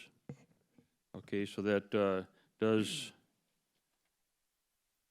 take all the cards I have. The public hearing is now closed. Can I get a motion on item 36, resolution R20-136? Mayor? Mr. Aldama. Mayor, motion to approve item number 36, resolution number R20-136. Second. I have a motion from Councilmember Aldama, second from Councilmember Hugh, to approve the recommended action. Is there any discussion on the motion? Mayor? Go ahead. I do have a question. I don't know whether we can have that answered tonight, but in the presentation in the park area, I know there was no lighting noted in any of the guide or whatever you want to call it, the number 1, 2, 3, 4. But I know we're going to have time to do that at some later date, but I've talked to several public safety people about that, and I believe that there needs to be lighting there for safety reasons and for other reasons, not big giant street lights, but nice park lighting so that the path can be used and enjoyed by the residents. it gets dark so early, so people can get out there and walk their dog and use it even, 6:30, 7 o'clock at night. And the other question I had is I've been asked this by several people that I've talked to over the last several days, is there going to be an effort made to save some of the trees in the surrounding? We didn't have a chance to talk about that, but I'd like to know that. I know a lot of the trees all around the city are stressed, but I promised somebody that I would ask that question, so. Okay. We have a motion, we have a second. Any other discussion? We'll have a roll call vote. We're going to start with Councilmember Aldama. How do you vote? Aye. Councilmember Clark, how do you vote? Aye. Councilmember Hugh, how do you vote? Aye. Councilmember Tomachoff, how do you vote? Mayor, I'd like to explain my vote. Go ahead. Thank you, Mayor. I don't take any pleasure in casting this vote tonight. We've spent over 2 years debating this issue, and it just doesn't make financial sense to me for a city of 250,000 people to have 2 9-hole municipal golf courses. Literally, there's a 9-hole municipal golf course 5.5 miles from here. I don't see any other option for us but to move forward with this. I think it's the right thing to do for the city. I know the residents are not going to be happy. We did keep our commitment to not letting it be multifamily. Multifamily actually would have sold for more money, and we promised we were not going to do that to the residents in the surrounding neighborhood, and we're not doing that to the residents in the surrounding neighborhood. We have the support of the Glendale Chamber of Commerce in this, and with that, I vote aye. Thank you. Thank you. Councilmember Turner. Thank you, Mayor. Explain my vote. Sure. I do know well that this golf course, its demise was what I've characterized as chronic municipal neglect. There was a downturn in golf play of maybe 10 or 12%, but the play at this course dropped over time by, during that period of time by like 75%. Everybody that has played the course or knows the course knows that it was its deteriorating condition that kept golfers away. In fact, when it got better during the time that it was well managed, just before it was closed, golfers were coming back and were remarking about how much better it was. And I know that 2 years ago, under the finances we were in at that time, the idea of getting $4.5 million for this golf course was pretty attractive. And I do recall that contrary to what had been told to the neighbors for the number of lots to expect, it was increased from plus or minus 100 up to 177 at one time. So we're getting significantly more. But I also feel that the city's finances have improved significantly. We can afford to restore this course, either as a golf course or as a park. The estimate to restore it as a park is less than $4 million. We'll be spending over $4 million just on the lake at Heroes Park, and we could have 3 lakes and this. And I'm not saying it's either or. I'm saying this city can afford both. And it's a crying shame. And I do appreciate all of the members of the public that have been fighting to keep this open space in our community. I'm just blown away by their dedication and commitment to this. And even though it wasn't mentioned in the public report, the outreach report, there's still, as you can tell, a lot of dissent in the community about letting this go. I believe we can afford it, and I believe the community needs it. And with that, I vote no. Vice Mayor Melner. Thank you, Mayor. I'd like to explain my vote. Go ahead. For some time now, I have not believed that keeping the Glen Lakes as a golf course was feasible. I did a lot of study, I did a lot of research, I got a lot of information, and I really didn't think that a golf course was going to be feasible. And the other option would be to turn it into a park. Tonight was even more convincing for me as some comments from some residents tonight said things like, the Saguaro Ranch Park needs a lot of maintenance. The dog park, 35-acre dog park, people don't go there because it's not well kept up. And one of the commitments we have at council is to upgrade our park system. And I don't know, I agree fully with Councilmember Turner's comment that we can do both. I have concluded that financially, we need to upgrade what we have. We have to make what we have nicer. We need to invite people to come to our parks that we have. Right now, there's a lot that needs to be done to improve them. And so because of that reason, I don't think turning this acreage into a full park is a wise decision.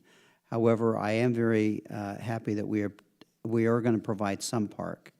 The other problem that turning the entire area into a large park is there's been a lot of discussion about the traffic and about congestion. What do you think would happen if we had a mega park there? You're going to have traffic and congestion, and it's going to bring lots of people there all days of the week, all weekend, and it's going to turn in a quiet cul-de-sac type of area into a very busy, very robust area during the day. So I don't believe that anybody has thought through that process, that turning it into a park, into a nice big park and spending millions of dollars to do so is not going to be the answer either for the quiet nature that the neighborhood wants. So with that explanation, I vote aye. Thank you. I don't think I need to explain my vote. We've been talking about this for so long. Unfortunately, this council has been strapped with debt that was encumbered previously for multiple reasons, and I don't want anybody to think that I'm slamming the previous councils. They made the best decision at the time that they had, but we have debt. Even though we're doing good today, that doesn't mean we'll be doing good tomorrow. I think it's incumbent upon us to make certain that we maintain what we have the best we can and move forward. So with that, I will be an aye vote. That does pass, not unanimous, but 6-1. Ms. Rabin, will you move item 31 for us, please? Item 37. 37.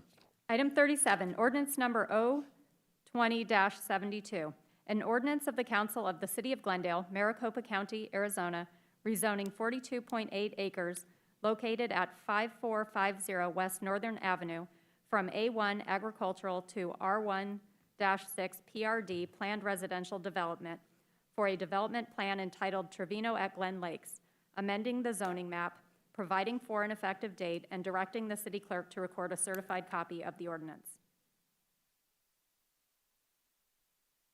Okay. Apparently a public hearing is required on this also. So I guess we'll go ahead and open a public hearing on item 37, ordinance 020-72. Any questions from the council?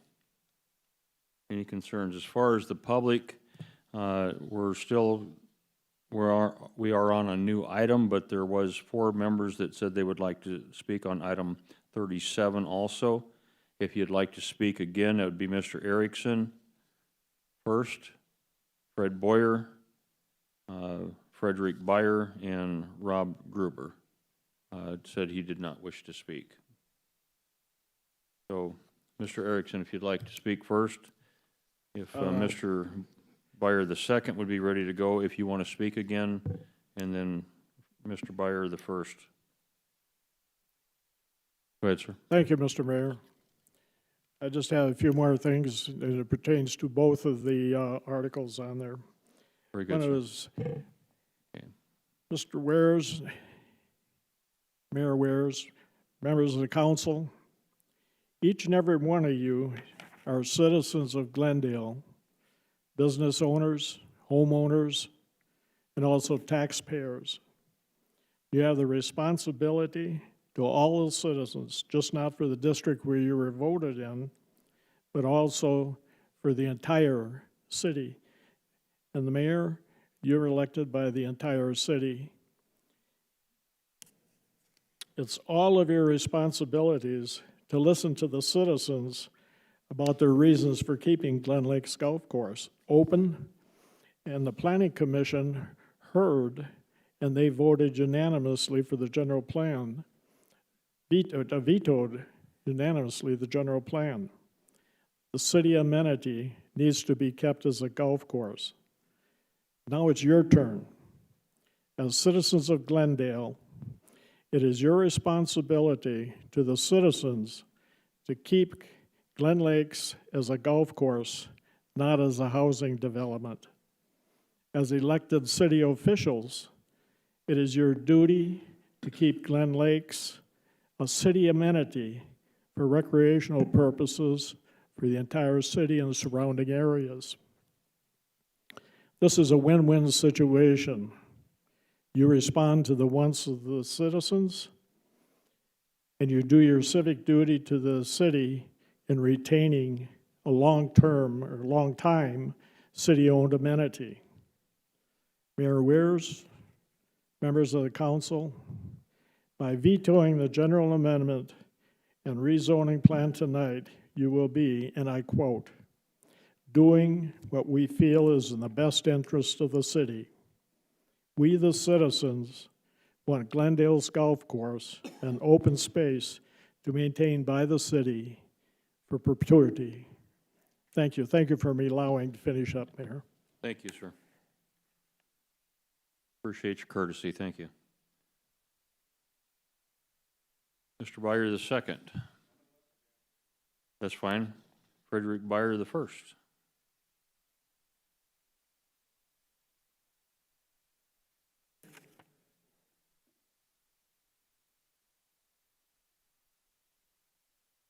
Somebody brought up about traffic. 173 homes. That's about 519, 20 additional cars. 3 people per household, 173. That's a lot of people. The 10-acre park, most of it's retained water retention. I'm at a loss of words. You have people in other commissions, and I know they're advisory, et cetera, et cetera. I was on the Board of Adjustment. I was chairman in 1979 that denied the change of zoning originally. Thank God the council accepted it. I know you've already voted for it. It's already signed the deal.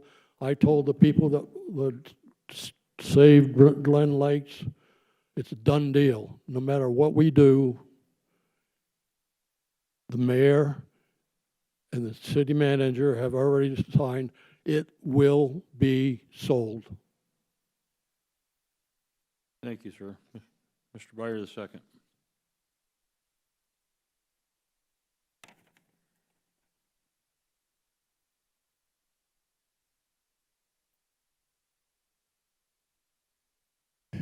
To be honest, I feel like this was lip service.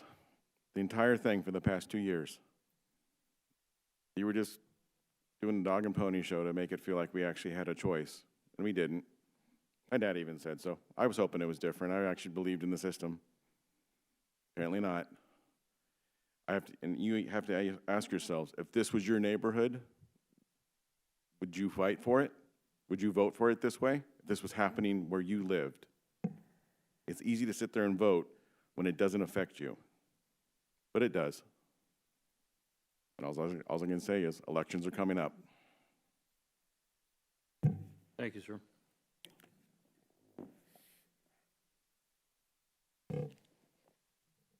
Okay.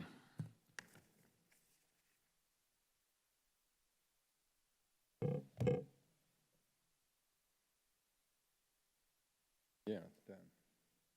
Okay, so if there's no other speakers, public hearing on item 37 is now closed.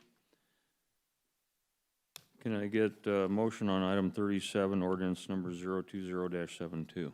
Yes, Mayor. I move item 37, ordinance number 20-72. Second.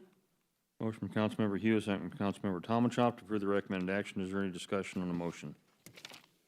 Roll call vote. Councilmember Oldama, how do you vote? Aye. Councilmember Clark, how do you vote? Aye.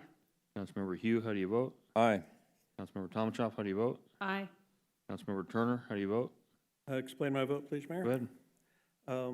This is the zoning issue, and because I don't feel that this zoning application meets the criteria that are required by section 5.3185 of our zoning code for R16 zoning, and that I also don't feel like it meets the requirement in section 6.205 that requires both the Planning Commission and the council to reach the findings that are required to establish a PRD, I vote no. Vice Mayor Melner, how do you vote? Aye. Chair votes aye, the motion does carry. We'll now move on to ordinances. Will you read item 39, please?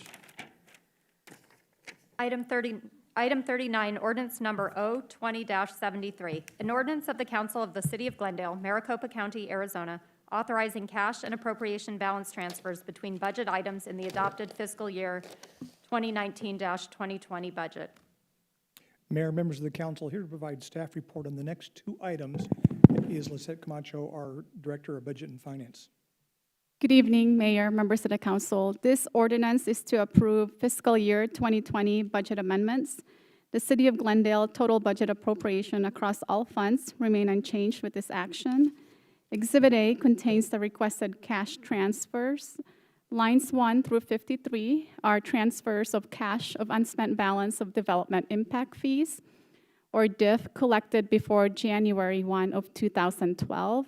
The Arizona revised statutes requires that any unspent DIF balances by January 1st of 2020 must be equally distributed among the remaining DIF categories. And with that, I'll be happy to answer any questions. Questions from the council? Yes, Mayor. Go ahead. Just one. Ms. Camacho, you just are the messenger, but I would dearly love to know why departments in this city couldn't figure out how to spend DIF fees from 2012 over the past 8 years and waited until they had to be dispersed equally among all DIF departments. Thank you.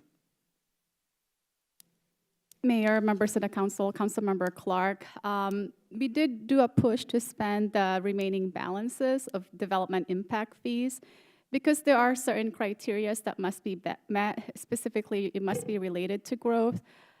Some expenditures didn't qualify, but the departments did do their best to spend down the balances in DIF. Well, thank you, Ms. Camacho. I don't think it was good enough. You had 8 years to use it. And I think that this action is unconscionable. Thank you. Okay. Any other questions? Yes, Mayor. Go ahead. Thank you. Thank you, Councilmember Clark. I have questions along the same lines. Before I have two, but so the first one is, it's my understanding that these balance transfers occur in the last quarter of a fiscal year, and these are for last fiscal year. Should they not have already been transferred? Mayor, members of the council, because the last fiscal year 2020, is not yet complete, so the transfers are being done after the fourth quarter of the fiscal year. We are still doing our external financial audit, so that doesn't get completed until at the end of this month. So there may be transactions that need to be processed prior to the audit being completed. Well, I heard what you said.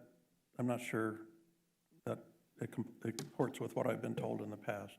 So this is for last fiscal year, 1920. We're in 2021, and balance transfers, I think, should have occurred by now. But letting that go, I wanted to, in essence, dig a little bit deeper into what Councilmember Clark had raised. Some of these balances are small, 1,000, a few hundred, things like that.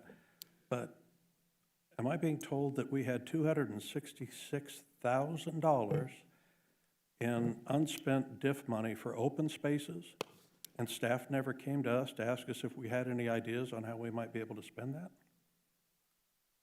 Mayor, members of the council, Councilmember Turner, though the DIF funds are being transferred, they are being transferred to the remaining DIF funds within the city. So for the open space question, that is being transferred to the remaining DIF funds in parks and recreation. So that balances will be spent within the park's DIF funds. So it's not as if the funds that have been unspent are lost. They're just getting moved to the remaining DIF funds that we have. Mayor, if I may continue, Ms. Camacho, I understand that, and I'm not, I mean, you're the one making the presentation. This may be a question for our city manager, assistant city manager, parks director, whoever's responsible for this.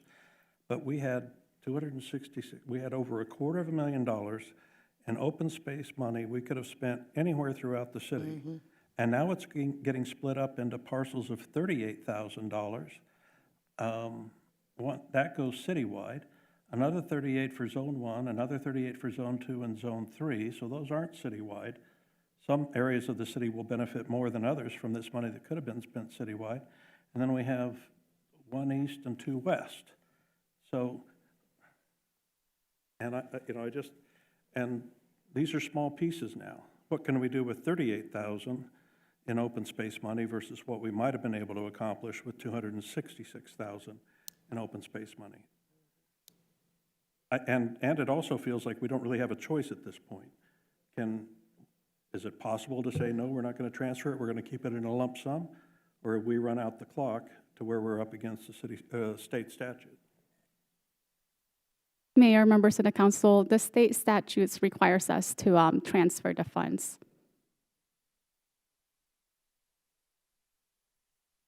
So the clock's been run out, we don't have a choice but to transfer the funds, bust them into small pieces, or we can't do a large project with them. I bet every council member can think of something in their district or in somebody else's district. I know somebody wants a parking lot up at a major park in their area that's clearly open space designated. This doesn't make me proud, okay? Usually I'm extremely proud of the things that we do, but, this is item number 2 tonight that doesn't make me think that, things are running the way they should. Thank you, Mayor. Okay, any other discussion? Can I get a motion? Mayor, Go ahead. I move that we adopt ordinance number 02073. Second. I have a motion from Councilmember, or the Vice Mayor, second from Councilmember Hugh to approve the recommended action. Any discussion on the motion? Mayor, Go ahead. I'm only voting aye because we must, or lose it. We're up against time constraints. But I'm surprised that this wasn't brought to us at least earlier in the year, before we were up against it and had to approve it tonight in this quarter. Also, too, if you look at the dispersal, you'll notice that some funds are being dispersed to the old configuration, Zone 1, Zone 2, Zone 3, because the new DIF configuration is east and west. West is everything west of 115th Avenue, and east is everything east of 115th Avenue. The old Zones 1, 2, and 3 comprise Central Glendale, North Glendale, and South Glendale. So I'm not even sure why they bothered to do it that way, why they just didn't allocate half of it to Zone East and the other half to Zone West. But what upsets me about that is we collected this money back in 2012. Zone West was nothing but farmland. And it doesn't matter the dollar amount, but what does matter is the principle. Zone West is now going to benefit from funds that were collected 8 years ago, DIF monies that were supposed to go to parks and recreation projects around the time that the DIF monies were collected. I usually don't say anything about how the city operates or what staff does or fails to do, but I think I have to agree with Councilmember Turner on this one. We failed to do an adequate job in handling these DIF funds, and I really am aghast because it's been so long, 8 years, that we have allowed this money to just sit in a pot somewhere until we're finally forced to do something about it or lose it. Thank you, Mayor. Thank you. Mayor? Good. Thank you, Mayor. Ms. Camacho, what is the deadline for making this transfer? Mayor, members of the council, so the transactions are for the prior fiscal year, so as of June 30th, 2020. So it must be approved because we are going into a development impact fee audit. So if the funds are remaining prior to the audit, then we would be not within state statute. So those funds would be, Mr. Bailey, I don't know what will happen if the funds are remaining. Mayor and council, I'm going to give you more background on this than you probably want to know tonight. This is the result of the new development impact fee statute, which provides that the previous development impact fee statutes, you had a limited amount of time to spend them. And 5 years after that, you had to, if you hadn't spent them, you had to roll them over, if possible, into your new fee. I'm breaking this down to try and simplify it. And I was part of this discussion, and the recommendation was to break it down equitably so that it could still be used for the purpose for which it was received. Understanding, of course, that it's a development impact fee and it's for growth-related events. So it can't be for maintenance. It can't be for elements of that regard. It's growth-related. It's a development impact fee. And so under the statute, there is the deadline to, if we don't do it, I'm not entirely sure what would happen. I think you have to look through a process of reimbursing it, and I don't know how that works. I don't think anybody has actually ever done that from a city perspective. They've generally rolled it over into the new funds. So noting that, and I guess from a standpoint of we let it sit there, I believe there were funds in these accounts that were being spent. The issue is that it's what's left. So it wasn't as if these were being collected, and I mean, you can correct me if I'm wrong, but my understanding is that this was the proverbial change in the ashtray that was left over from the fund that statutorily to continue to spend, we need to roll it over to the new funds. We did that equitably because that's probably the most defensible position to take, and that's what's before you tonight. Mayor, I find it ironic that you call $264,000 change in the ashtray. That's a hell of a lot of money. It's not pennies. And yes, I understand that the legislature changed the DIF process, but we had years before the legislature changed the process in which we could have expended the money. Here I have been desperately searching for money for Heroes Park. Well, when we had zone 1, 2, and 3, Heroes Park would have fit into one of those zones. And tell me that building something new, not expanding or maintaining something, but building something new to meet the growth that was occurring in West Glendale, that some of those funds couldn't have been used for Heroes Park. I believe that they would have met the criteria. Mayor and council. I don't know for sure, Mr. Bailey. Right. I don't know that answer Off the top either. of my head, I would assume that it would have met the criteria.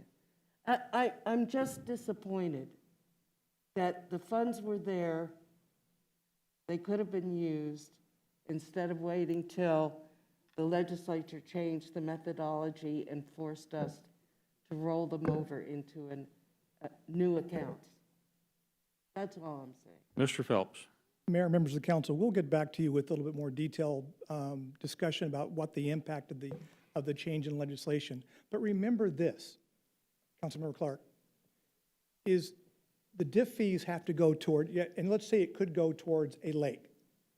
This council's not appropriated the remaining balance. So we couldn't spend just $260,000 on on a fraction of a lake. It has to be generally part of a larger project. So it's not uncommon that you pool your diff fees over a number of years so you get it to a point to where you can do major projects.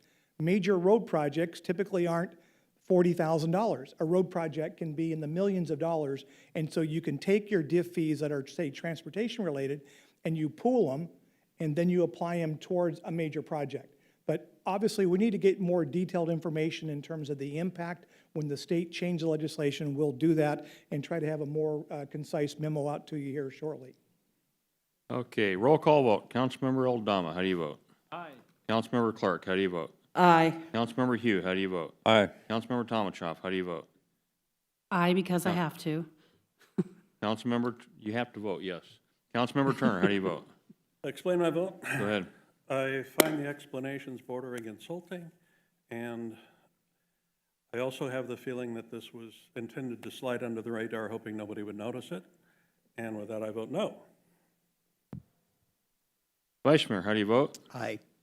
And I'm going to explain my vote. It'd been nice if we would have had access to it earlier, but we didn't lose it. We still have it. It's not like lost money. And if people just remember that it's not lost money, it would have been nice if we could have had it on a more timely matter. And hopefully this won't ever happen again, that we'll figure it out and not have to deal with it. But again, it's not lost money. So I do vote aye. It does pass. Mayor, Go ahead. may I ask a question of the city manager with regarding item number 39? Rather than a memo, I'd like to have an in-depth discussion about how we're managing our diff fees at a future workshop. Why don't we do that for a council item of special interest? Well, he said he was going to send a memo. I'd rather talk about it. We'll offer it as a special item. Mayor?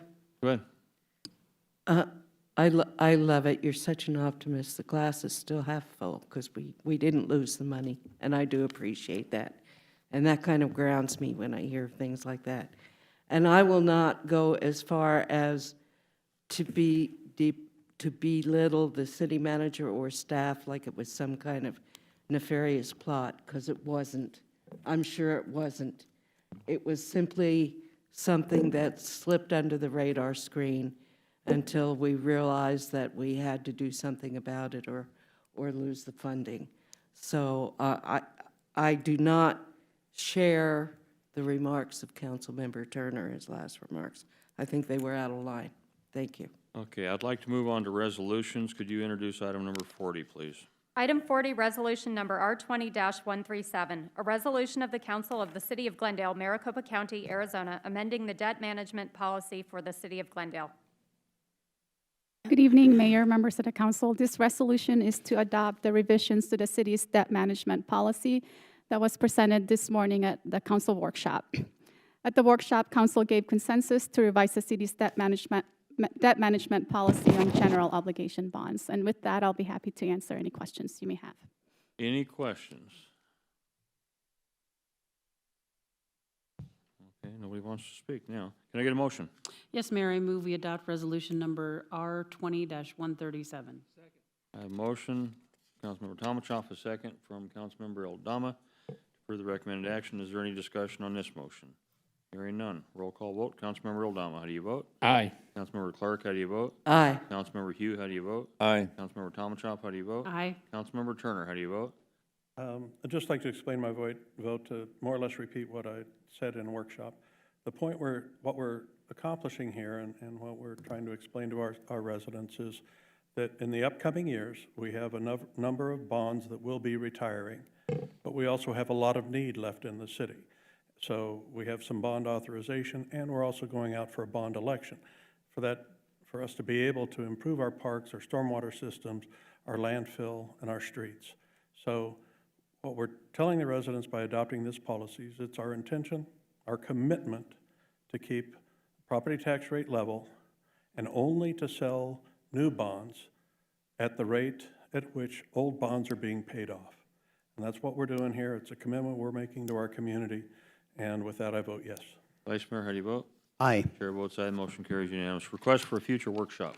Mayor, I move that we hold the next regularly scheduled city council workshop on Tuesday, October 27, 2020, at 12:30 p.m. in the Civic Center, 5750 West Glen Drive, to be followed by an executive session pursuant to ARS 38-431.03. Second. I have a motion from Vice Mayor, second from Councilmember Clark. Any discussion? Hearing none, all in favor, vote aye. Aye. Any opposed, vote nay. Appears the ayes have it, do have it, that motion carries. Council comments and suggestions. Councilmember Aldama. Yeah, just a couple announcements, Mayor. Ocotillo District residents, you can now request your safety sign for your yard. These signs are intended to remind drivers in your neighborhood to slow down. With the pandemic, there's more kids around without being in school, and so there could be some speeding out there and kids are out playing. So please call Janet Hidalgo in my office, 623-930-2584. These are signs that other council members have used in their neighborhoods, and they read, "Drive like your kids live here." And so we have those signs available. Also, with regard to boards and commissions, if you are a Glendale resident who is looking for a way to serve your community, consider applying for one of Glendale's boards and commissions. To view the current openings for any of the districts or apply online, you can contact the city clerk's office at 623-930-2252. Thank you, Mayor. Councilmember Clark. Thank you, Mayor. You're going to have to bear with me because I'd like to speak to three different things. Number one, Glen Lakes. I don't think any of us took a great deal of pleasure in moving to rezone the property, but I also think we all recognize it was something that needed to be done. The resources it would have required to restore it to a golf course would have been incredible, millions of dollars. The funds needed just to maintain it and upgrade it as a park would have been an incredible expense as well. And from what I've been listening to all of the residents who've spoken about Glen Lakes over the past 2 years, and while a few mentioned that they had actually played golf on the course, most of them remarked upon the view, the big trees, the water, the green grass. I truly believe it is not the responsibility of every taxpayer in Glendale to pay to maintain a view. If we held that philosophy, there would be lots of parcels in Glendale that would never have been developed every time an adjacent neighborhood said, "You're taking away my view." So as sad as it is to see the passing of Glen Lakes Golf Course, I think it was time to do so. Secondly, the Vice Mayor mentioned parks and the maintenance of parks earlier tonight.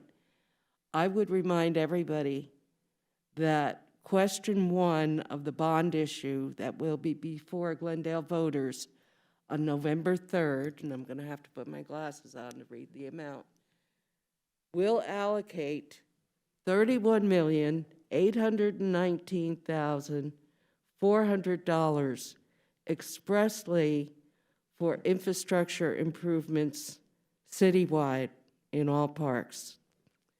I think this council has acknowledged and will continue to acknowledge that, yes, there were years of little to no maintenance of parks. And quite frankly, I attribute it to the nationwide Great Recession. We're out of that recession now. We are developing the bond capacity, which means older bonds are being paid off. So we are now in a position where we can issue some new bonds. We have finally are at that point where we are developing the capacity that we can finally do what unfortunately we couldn't do when the recession started. So I think that's an important reason why I would encourage people to vote yes on question 1. You want to see your parks maintained and upgraded? Well, there's $31 million in question 1 to do exactly that. The last item is just a comment, and it's a comment on an email I sent to a staff member.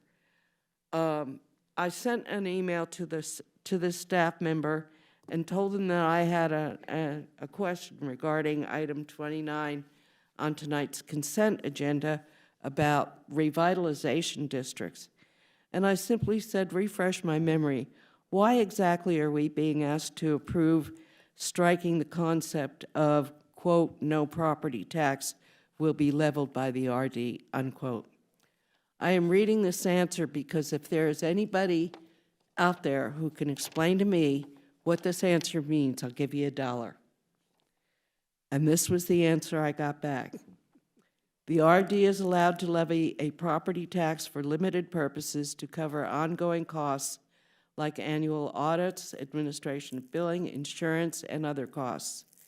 When council originally adopted the RD policy, we struck the language that would not allow them to do that, which means they can. But now it conflicts with another section. This item cleans that up and makes it consistent. Unfortunately, I didn't catch this in time to question it prior to the meeting, and I will do follow-up on that, but I'll be darned if I can understand what that answer means. Thank you, Mayor.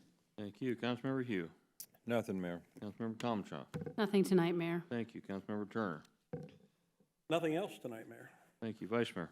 Nothing else, Mayor. I have nothing. Citizens' comments. Next on the agenda are the citizens' comment. Council makes the opportunity available for citizens to bring information and business before council that is not on the printed agenda.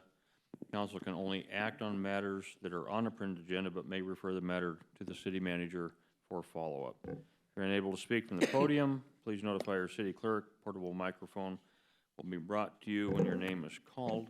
I have 2 speaker cards. Mr. Deibler, where are you at?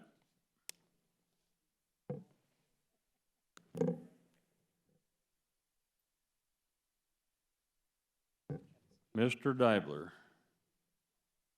Okay, you got 3 minutes, sir.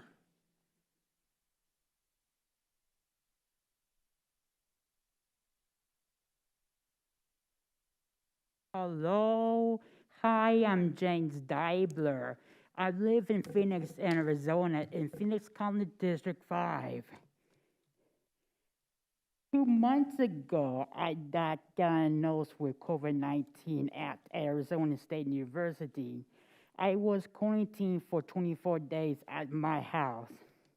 I was having a bad experience with the virus, with a cough and throwing up a lot. I almost went to the hospital due to the virus. 2 months later, I feel a lot better. Yeah, and last weekend I saw a guy walking across 59th Avenue and Olive. He was acting crazy against me. He asked money to different kind of people. I told the guy no. A day later, I saw the same guy at the Starbucks at the same intersection. And the Starbucks employee told me I saw that crazy guy at the coffee shop. I like to see the Glendale Police Department to watch on this area to make sure there's no bombs coming to the coffee shop. I remind Glendale residents to wear face masks because it helps to save lives. Thank you for no time and consideration. Thank you, James. I'm going to speak on behalf of all the council. We're really glad that you're okay. Thank you. You bet. Okay, and then Taylor Earl.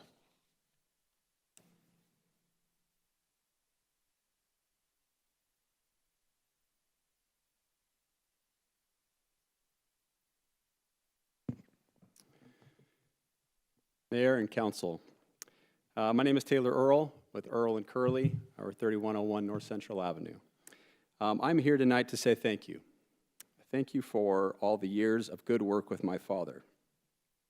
As most of you know, my father, Stephen Earl, recently and suddenly passed away. As a family, we were heartbroken, but grateful. Grateful for so many years together. I am grateful for so many wonderful years of practicing law together. It was one of the great honors of my life. My father was proud of his work in Glendale. He had wonderful projects and valuable collaborations, but none of that could have happened without the work of many individuals in Glendale. So tonight, please let me say thank you. Thank you to the city council members, both past and present, for your engagement and your leadership on those many cases he worked on. Thank you to the planning commissioners, past and present, for your detailed analysis, thoughtful questions, and for pushing his projects to be better. And thank you to the many, many wonderful city employees, the city managers, city attorneys, directors, planners, and everyone else who collaborated with him to turn good projects into great projects. Countless hours in meetings, on emails, and phone calls. Thank you for making his career more than just a job, but one of his great life's purposes, to bring good development to the valley, including Glendale, and to do so with integrity, professionalism, and a little humor. As I look around tonight, I see colleagues and I see friends, and I know that my father felt the same way. So thank you on behalf of my family, my firm, and myself. Your contributions do matter, and it is deeply appreciated. Mr. Earl, I'm glad you're here tonight. I know it's difficult for you. I would like to tell you, your father was somebody that, quite honestly, I appreciated far more than you'll ever understand and ever know. One of the very few people that we could talk with, and you never doubted him. You never doubted him. His integrity was second to none. He was a joy to work with, and he always did try to do the right thing for the right reason, and for that, I really, really appreciate it, and always look forward to meeting with him. Very, very sorry for your loss, and it's a massive loss, not just only for his family, but for all of us. With that, thank you for sharing him with us. Thank you.